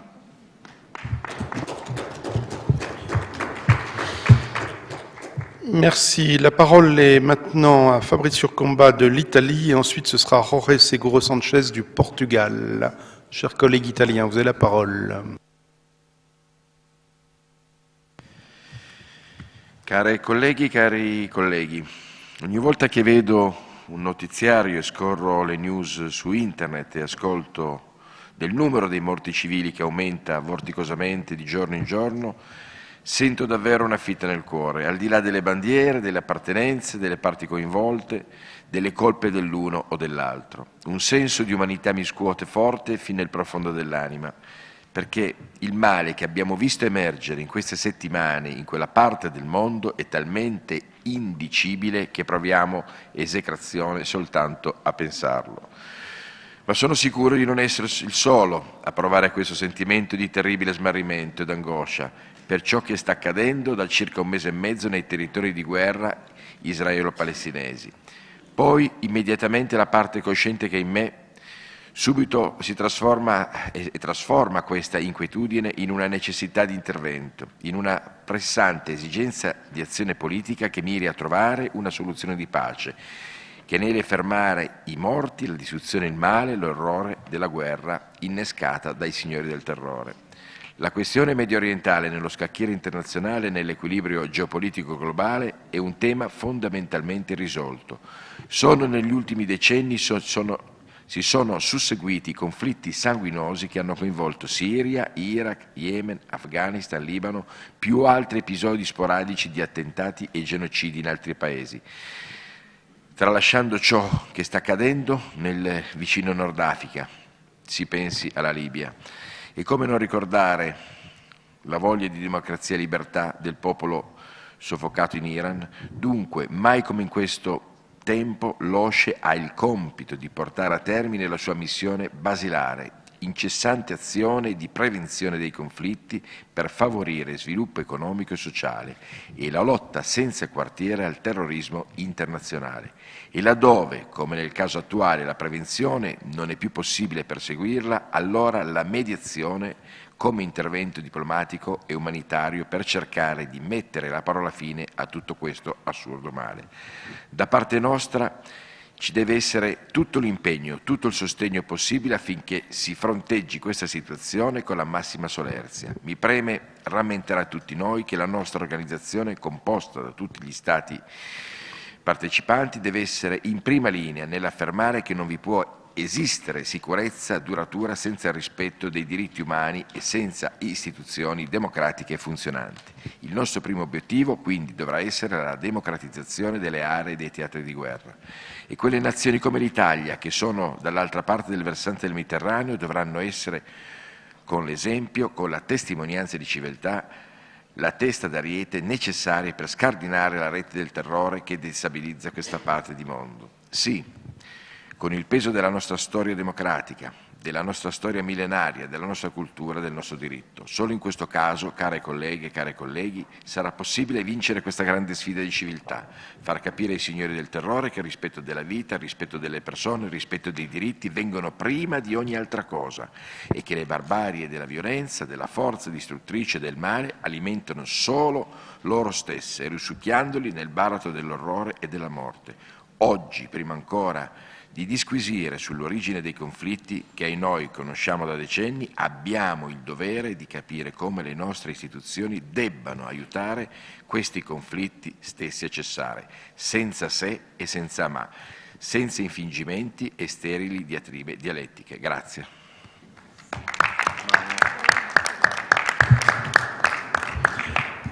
Merci. La parole est maintenant à Jorge Seguro Sanchez du Portugal et ensuite ce sera Madame Amanda Spiteri-Kresch de Malte. Chers collègues du Portugal, vous avez la parole. Thank you, Chair. Madam President, dear colleagues from OSCE, and a special welcome to our colleagues from Morocco that are here present. First, let me congratulate the Armenian delegation on the way in which we have been received at this autumn conference. Also, a very special greeting for the organization about the opportunity of this Mediterranean Forum. My first words go to those who suffer from the conflict involving the peoples of Israel and Palestine, calling on everyone to comply urgently with the United Nations resolutions and to ensure the humanism of those involved. The Mediterranean, the Mare Nostrum of the Roman Empire, has always played an essential role in the life of our countries, in economy, in culture, in security and defense. I believe that the Mediterranean must be seen as an area of freedom, respect of human rights, and an opportunity for economic development. It is in this context that I want to share my view that much of economic development of the Mediterranean can be based on the potential of energy and the commitment to renewable energies and the creation of regional energy markets with interconnections. It is in this context that I believe it is very useful to draw attention to the work that has been carried out in the Mediterranean transmission system operators through the Mediterranean Interconnection Master Plan, which points to the study of 19 interconnections in 16 Mediterranean countries. Solar renewable production in the south is a guarantee of security of supply for the entire European area. A strong Mediterranean electricity system is essential for the EU green transition. At the same time, electrical interconnections are infrastructures that can contribute to mitigation political tensions, promoting regional cooperation and strengthening the security of supply of the countries involved. This is the path of conflict prevention and cooperation that we have an obligation to encourage in each of our parliaments and in our countries. The OSCE PA should strengthen this role, dialogue with all and identifying the best policies for cooperation and conflict prevention. The Mediterranean space and the theme of energy are an opportunity that we should not miss. Thank you. Merci, chers collègues. La parole est maintenant Madame Amanda Spiteri-Grech de Malte et ensuite ce sera Richard Coles de la Lettonie. Madame, vous avez la parole. Thank you, Mr. Chair. Dear colleagues, during the past few meetings of our Assembly, the world was shocked with the war going on in Ukraine. Instead of learning from what our Ukrainian colleagues are already going through, the world moved on to another massacre. Today, we are shifting our focus to the Mediterranean, and we obviously cannot ignore what is going on in Israel and in Gaza. This is not a new conflict. In 2006, the League of Arab States presented a written statement to the Ministerial Council of the OSCE. It reaffirmed its commitment to achieving peace in the region and also reiterated the necessity of dialogue with the OSCE. 17 years later, the world was once again shocked by the attack launched on Israel by the Hamas group, an attack which was quickly condemned due to its devastations on civilians. Malta also categorically condemns the terrorist attacks by Hamas, the abduction of Israeli civilians, and the targeting of civilians. Since the terrorist attack, Israel has responded with numerous strikes on Gaza, with thousands of people being killed, mostly civilians. We now have a situation where civilians on both the Israeli and Palestine sides are suffering. Many Palestinian citizens were already living in dire humanitarian situation, and the current situation is only worsening their suffering. No hospitals, no schools, no UN building is safe. This is the reality. Gaza is going through a humanitarian disaster, and its population requires urgent humanitarian aid. On the 18th of October, Malta was one of the countries that voted in favor of the UNSC resolution for humanitarian pauses to allow for full, safe, and unhindered access for UN agencies and their partners to help the people of Gaza. These organizations must also have the financial resources to provide this much-needed help. So Malta has welcomed the EU's announcement to quadruple its budget for humanitarian assistance. We ourselves have also doubled our financial contribution to the United Nations Relief and Works Agency and have provided support to other international organizations.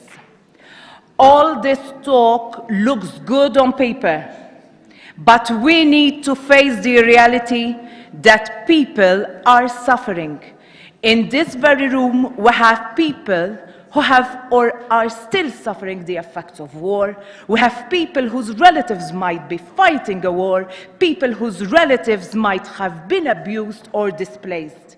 Most of us have not been through a war, so we cannot really understand what these people are living through on a daily basis.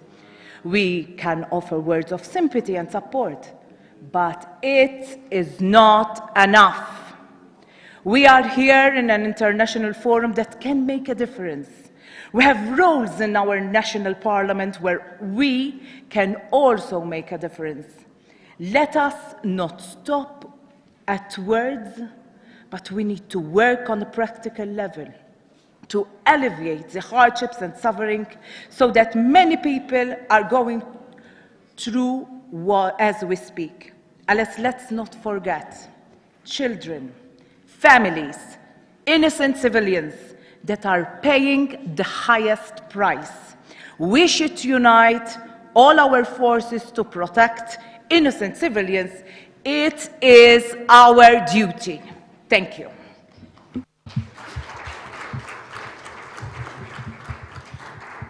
Merci, Madame. La parole est maintenant à notre collègue Richard Coles de la Lettonie et ensuite ce sera Michael Creed d'Irlande.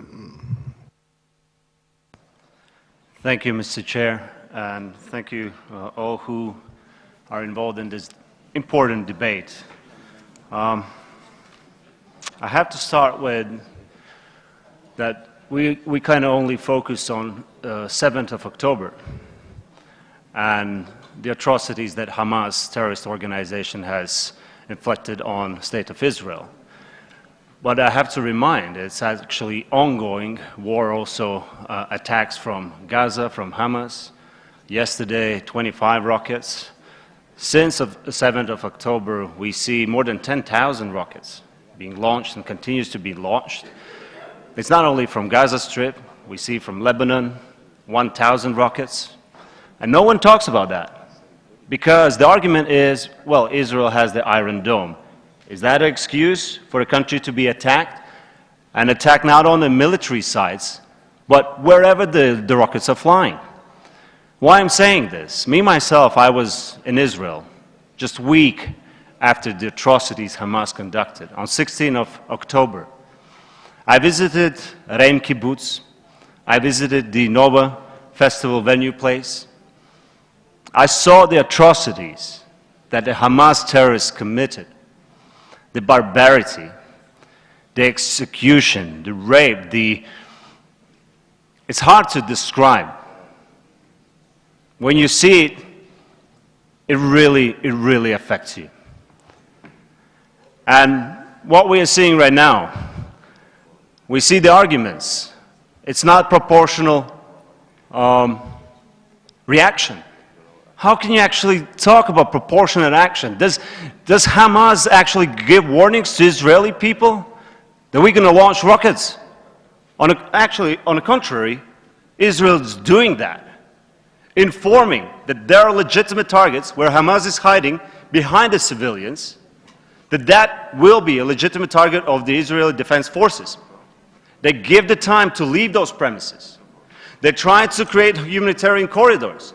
And who is trying to obstruct all that? It's Hamas. It's Hamas with their tunnels under hospitals, under schools. This is now, there's a video appearing where actually Hamas is taking in the main hospital hostages that they have taken. So don't tell me that this is a medical hospital. It's being used for other reasons. And obviously, what we see at the beginning, that tries to create a humanitarian corridor, what the Arab countries in the region are doing. First of all, blocking the opening of the border.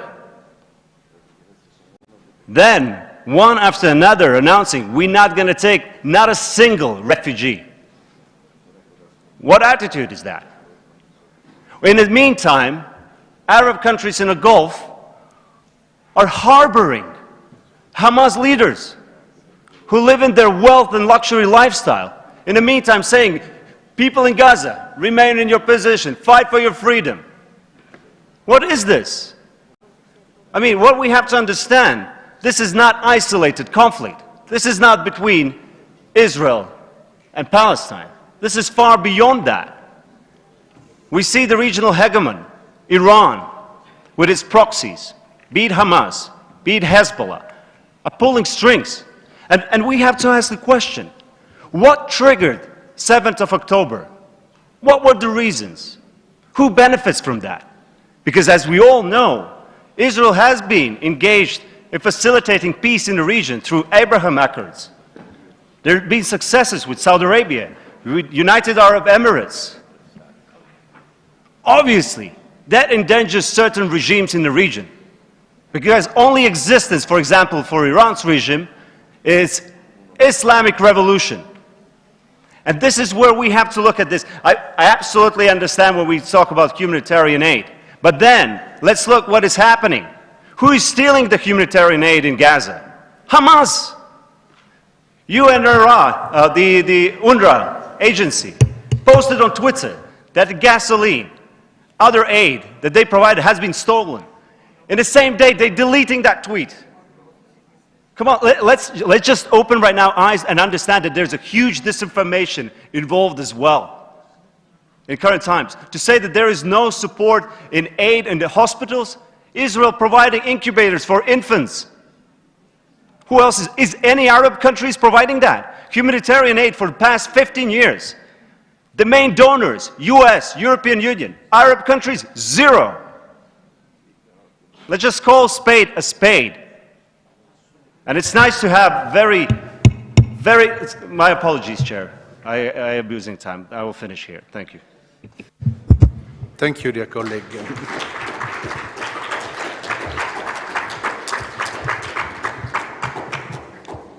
La parole est à Michael Creed d'Irlande et ensuite ce sera Eugenio Zofili de l'Italie. Thank you, Pascal. Could I preface my remarks by thanking you, Madam President, and your team, but in particular our Armenian colleagues for a very successful hosting of this, our autumnal meeting of the Parliamentary Assembly. It does appear that in recent times our deliberations at the OSCE have been, if I might use the term, hijacked by international incidents, the Russian invasion of Ukraine, more recently the issue of Nagorno-Karabakh, and now the issue also of Israel and Palestine in the Middle East. And could I thank you, Pascal, for the work that you and your constituent members do on the Mediterranean Forum. I think perhaps, you know, we feel challenged as parliamentarians when confronted by the alternative to the tools of our trade, to dialogue, to diplomacy, and to ultimately delivery through those means. But I think it is imperative that we recommit to those first principles of democracy in terms of dialogue and diplomacy, because the alternative is what we see in the aforementioned regions of Nagorno-Karabakh and the Ukraine and in Gaza today. I am of the view that individually and collectively as parliamentarians, perhaps we are guilty of having taken our eye off the ball in terms of the long-standing issues in the Middle East, particularly with regard to the plight of the Palestinian people. And whilst that is in no way a justification, I condemn unequivocally the events of October 7th by Hamas. I think we need to refocus consistently to delivering an ultimate solution to the problem in Palestine. And I think that can only be brought about by debate and dialogue and by diplomacy. And I can't see, I remain to be convinced of an alternative, better solution than the two-state solution, but that requires an engagement as equals between Israel and Palestine, and I think both are probably ill-served by current leadership in terms of bringing about a situation where that can be delivered. As I said, I condemn unequivocally the actions of Hamas, a terrorist organisation, and call for the immediate release of all hostages. It is a barbaric act, what we witnessed on October 7th, but I do think also when confronted by what we see on a daily basis now on our television screens, that is equally offensive to all of us. And I suppose to our friends in Israel and to our guests this morning from the Knesset, Israel will have to be held accountable for the manner in which it prosecutes its defence of its people. Yes, it is legitimate to defend the citizens of Israel, but the manner in which it does so has to be compatible with international law. If I might, from a Western Atlantic, give an observation about our unique experiences in Ireland in terms of ongoing similar problems in respect of Northern Ireland. If our history teaches us anything, it is about the futility of pursuing legitimate political aspirations through terrorist organisations.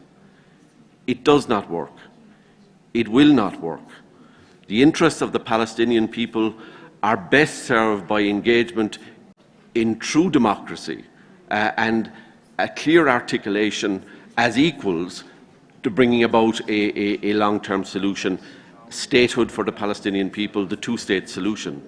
But I would also say, by the same token, to our friends in Israel, that pursuing an exclusively security military response to the current impasse is in fact counterproductive in the long term for Israeli security, because it is the greatest recruitment drive for future generations of militant jihadis and Hamas supporters who pursue their objectives through other than democratic means. And I think that is the tragedy of what's happening today, is that as this war goes on and on and on, the more people that are killed, the more people who lose their mother, their brother, their sister, their daughter in this tragedy will themselves be the future members who will prosecute a Hamas war against Israel.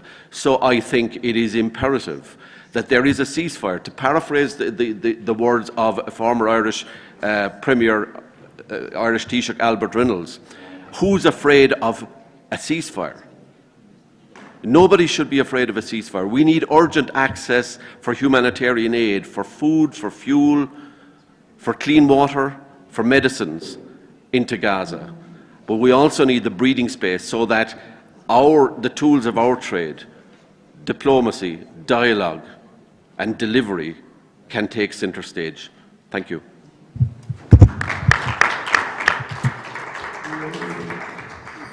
Merci, chers collègues. La parole est maintenant à Eugenio Zoffili de l'Italie et ensuite ce sera Andrea Saebi de la Suisse.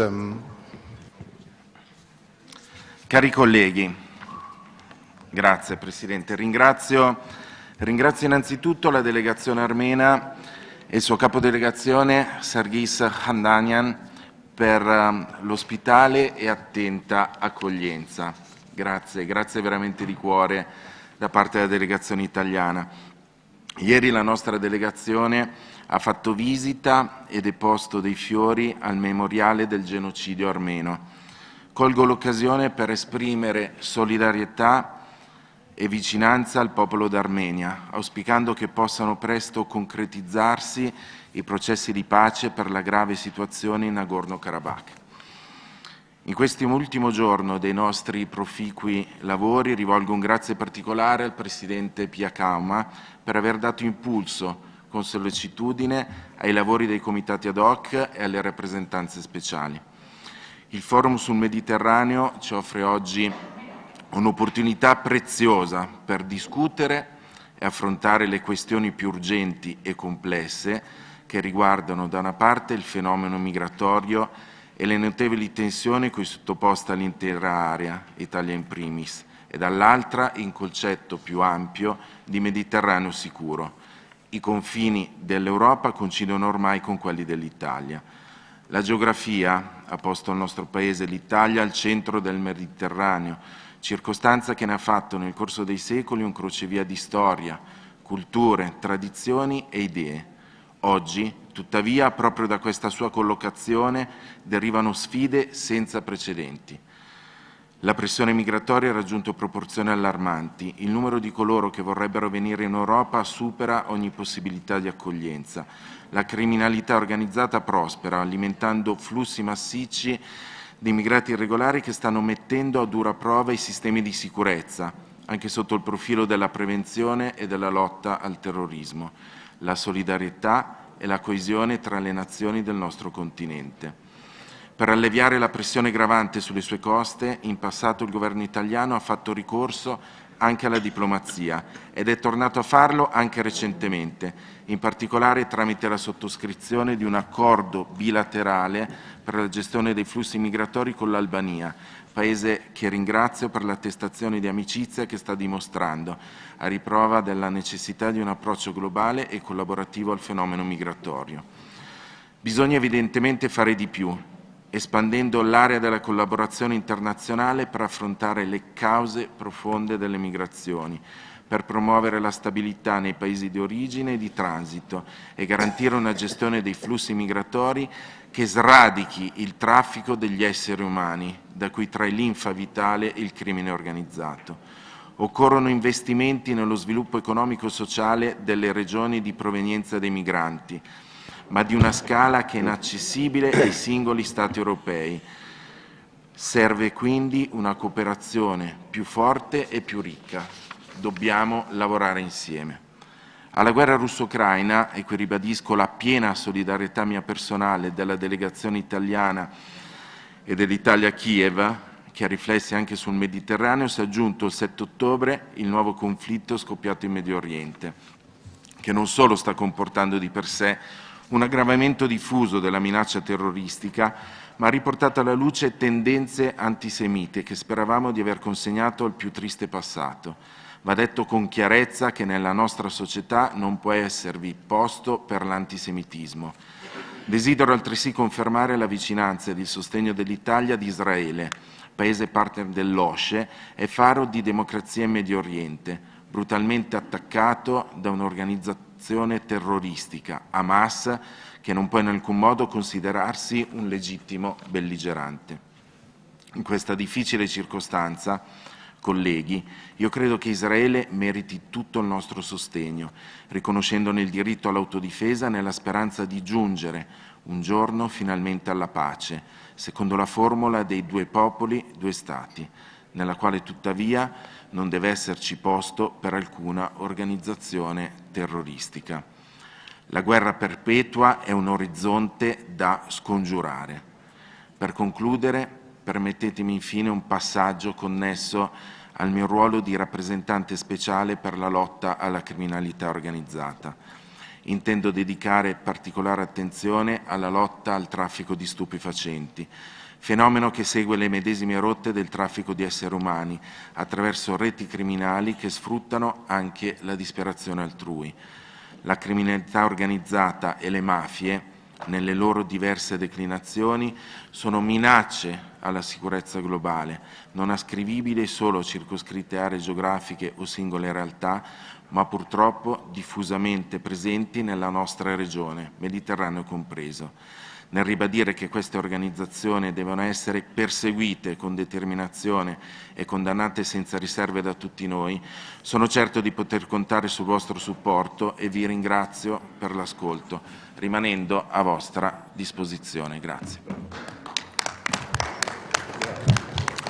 Merci, chers collègues. Je vais donner maintenant la parole à Andreas Saebi de la Suisse et je redonnerai la parole pour 1 minute à Richard Coles de la Lettonie. Chers collègues suisses, vous avez la parole.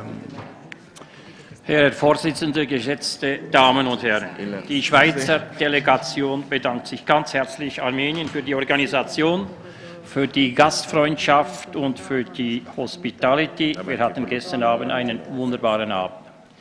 Ich möchte den Organisatoren der OSCE auch herzlich für dieses Mittelmeerforum bedanken.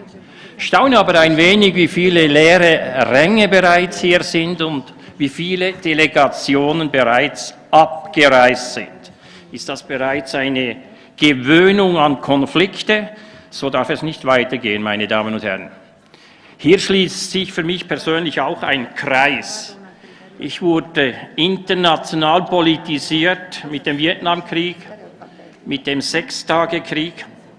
Nach 14 Jahren OSCE ist das mein letzter Speech und in 10 Tagen werde ich auch fertig im schweizerischen Parlament als Parlamentarier. Also mit dem Sechstagekrieg hat sich mein Interesse geweckt als junger Mann und mit dem heutigen Tag nach 50 Jahren schließt sich dieser Kreis wieder. Ich gehöre im schweizerischen Parlament keiner Interessengruppe oder Freundschaftsgruppe an, sei es Israel oder sei es Palästina, weil beide Seiten das Nötige dazu tun müssen, dass es einen Frieden gibt. Ich habe in Jerusalem gesehen, dass man in friedlicher Koexistenz zusammenleben kann. Die Schweiz erachtet die Zwei-Staaten-Lösung als Grundlage für Frieden und Stabilität in der Region.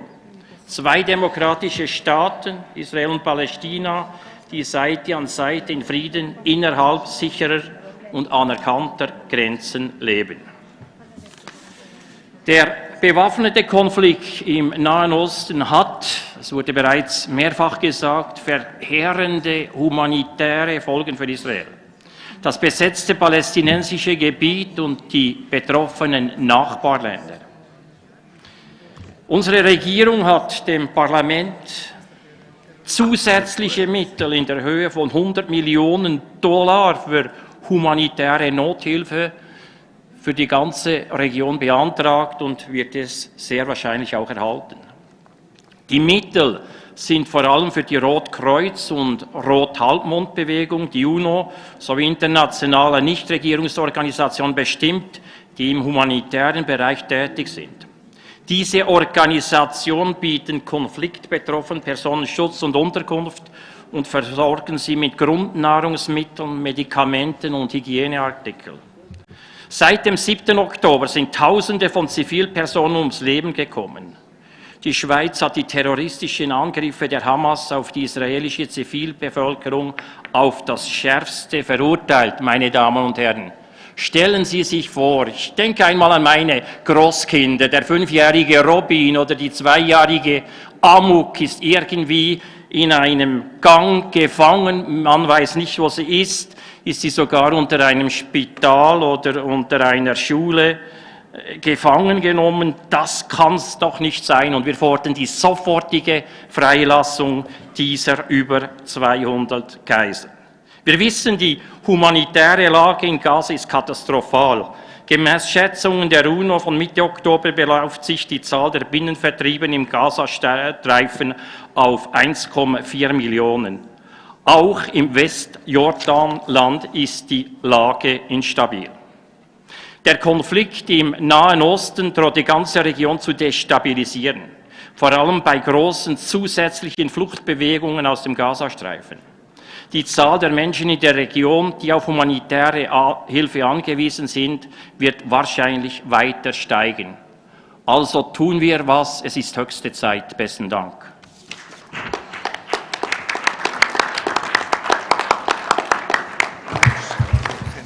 Merci, cher collègue.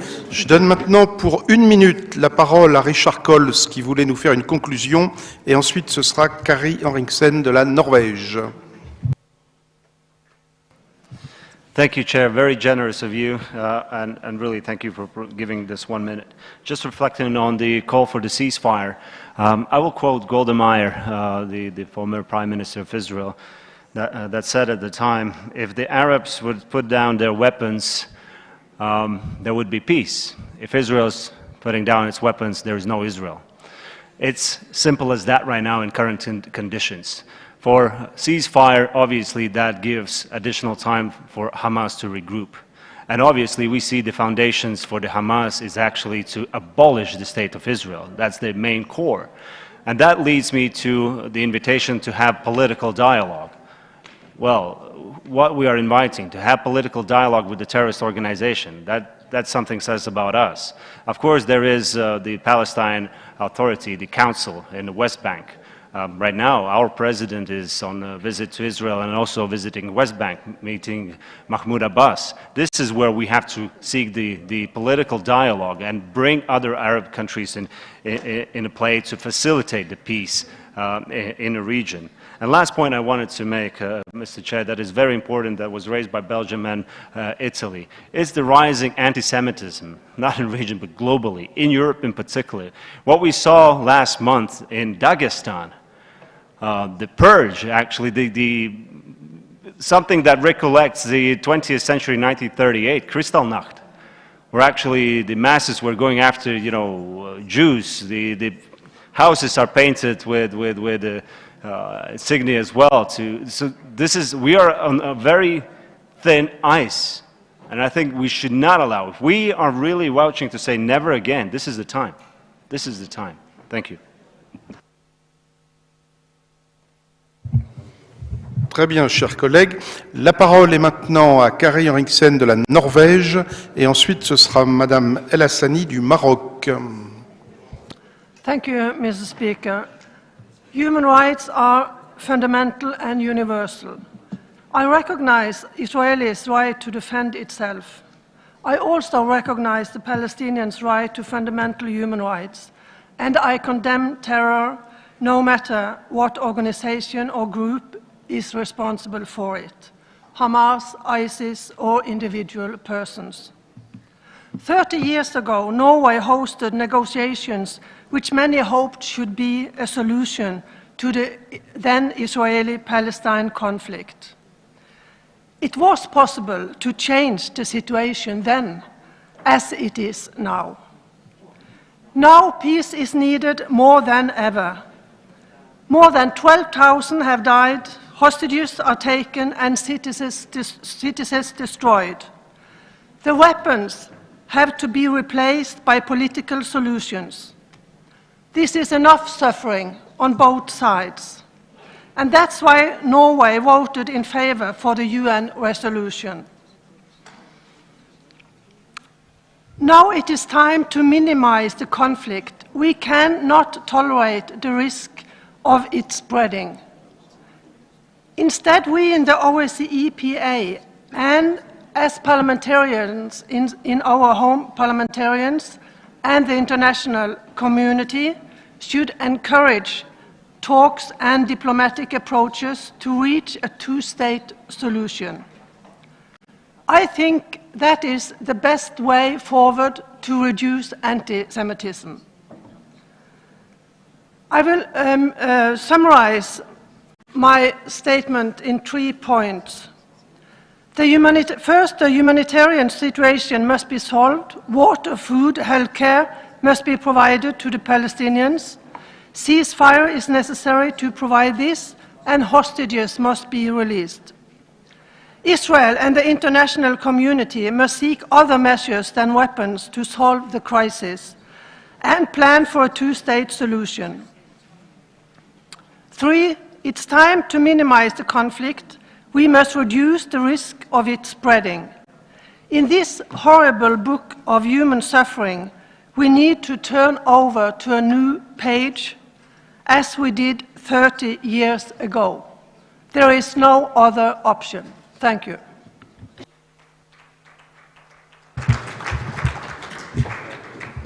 Merci, Madame. Je passe maintenant la parole donc à Madame El Hassani du Maroc, et ensuite ce sera notre secrétaire général Roberto Montella qui interviendra.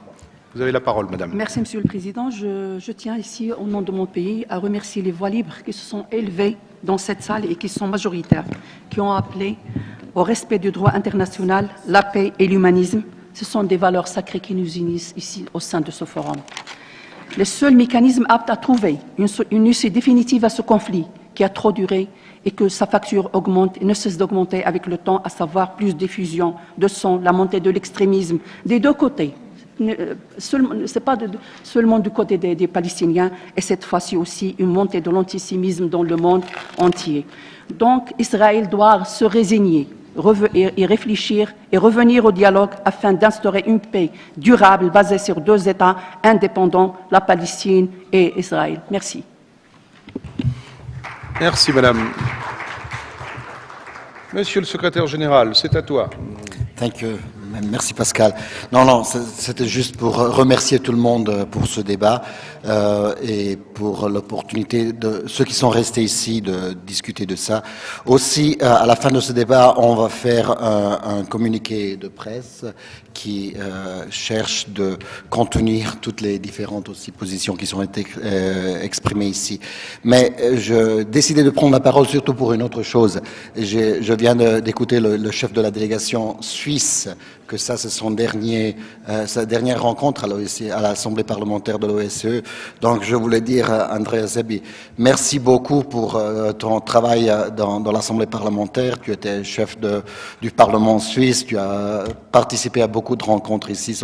Donc merci beaucoup pour le travail de la Suisse, ton travail personnel et pour ton soutien dans ces années. Merci.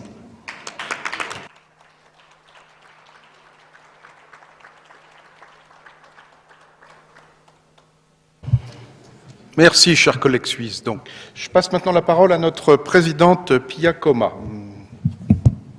Merci Pascal. C'était un débat très intéressant et aussi très bien géré. Merci.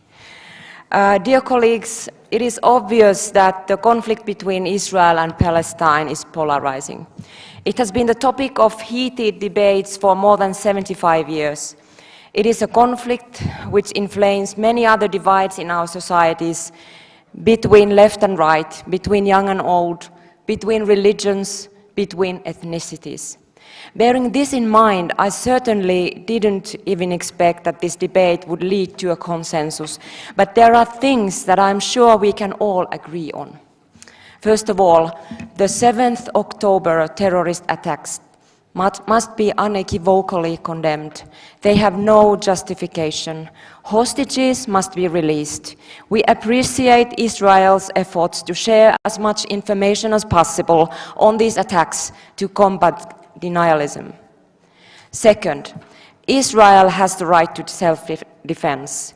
Israel's military operation must focus on disarming terrorist groups in full accordance with international humanitarian law.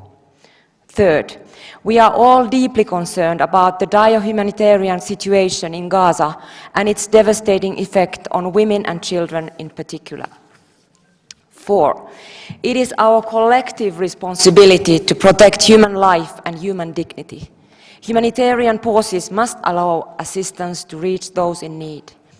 5, we must remain vigilant and vigorously combat anti-Jewish and anti-Muslim bigotry and violence. 6, a long-term sustainable settlement of the conflict between Israel and Palestine can only be found through a two-state solution. The international community must bring renewed impetus to these negotiations. Dear colleagues, as many of you expressed during the debate today, we as parliamentarians cannot remain as spectators of this dreadful war. It is our duty to work towards peace, and it is our responsibility to be the bridge builders of this war. These atrocities simply must stop. Dear colleagues, dear Pascal, as the late Peace Prize Nobelist Martti Ahtisaari, a president of Finland, who recently passed away, commented at many occasions when he was still alive, all wars can be ended if only there is enough political will. Dear colleagues, let's do our duty as politicians. Let's show to the world that we do have that political will to find a long-lasting peace in this region. Together we can do it. Thank you.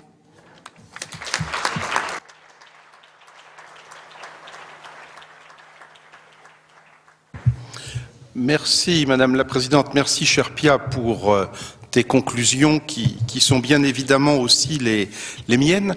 Nous étions une petite centaine ce matin à participer à cet échange. Donc voilà, je crois qu'on peut toujours faire mieux, mais c'est quand même un résultat. This sound is processed by StereoTool. Go to stereotool.com. De la qualité et de la diversité des opinions qui ont été exprimées ce matin, c'est bien évidemment le sens de ce forum. Je voudrais aussi rappeler, parce qu'on parle beaucoup, et c'est notre rôle, on parle beaucoup de diplomatie, on parle beaucoup d'humanitaire, notre mission n'est pas militaire ici, mais on ne peut quand même pas ne pas avoir de lecture militaire de ce qui se passe là-bas, et je crois que toute la difficulté des solutions à trouver réside dans le fait qu'on a affaire à un conflit, à ce qu'on appelle un conflit asymétrique. Les terroristes, ce ne sont pas des États, ce sont des terroristes, et ils ne conduisent pas les guerres comme les États conduisent la guerre. Et ça, c'est une énorme difficulté, un conflit asymétrique. C'est une énorme difficulté que chaque État confronté à ce genre de situation a à gérer. Et aujourd'hui, l'État d'Israël a géré cette situation extrêmement complexe. Un de nos collègues a rappelé la pratique des boucliers humains dans les hôpitaux ou dans les écoles. Ce sont des pratiques inacceptables. Maintenant, voilà, il faut qu'Israël gère cela au mieux et on est là aussi, bien à un moment donné, pour les soutenir et peut-être parfois aussi pour leur dire « n'allez pas trop loin ». C'est un équilibre extrêmement complexe à tenir. Je voudrais qu'on ait aussi cet élément de réflexion parce que on n'est pas forcément partie prenante directe dans la situation, mais je crois réellement que les gouvernants qui ont ces situations à gérer, aujourd'hui c'est Israël, mais dans nos États européens, quand on a eu les vagues de terrorisme, on a eu la même problématique à gérer et c'est extrêmement complexe. Voilà la petite remarque que je voulais faire en partageant les conclusions de notre présidente Pia Koma. Je voudrais aussi remercier, exprimer ma gratitude à Gustavo Payares, à Roberto Montella et toute l'équipe du secrétariat international pour avoir coordonné et organisé ce forum.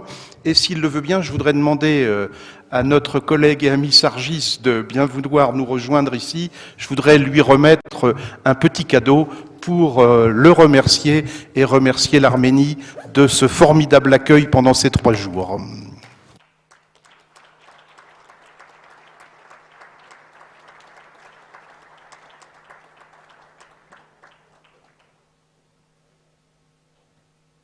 Alors, comme d'autres pays, la France, le Parlement français a 2 chambres, l'Assemblée nationale et le Sénat.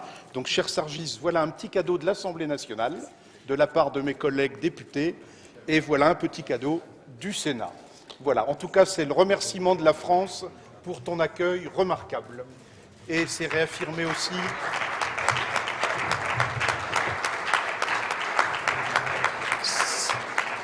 C'est réaffirmer aussi le soutien de chacune d'entre nous et le soutien français dans le conflit qui vous occupe aussi. Parce que ce matin, on a consacré notre temps, et c'était logique, à la Méditerranée, à Israël et à la Palestine, mais on a bien tous en tête ce qui se passe ici aussi, et on est derrière vous. Merci à tous. Voilà, merci à tous et bon retour.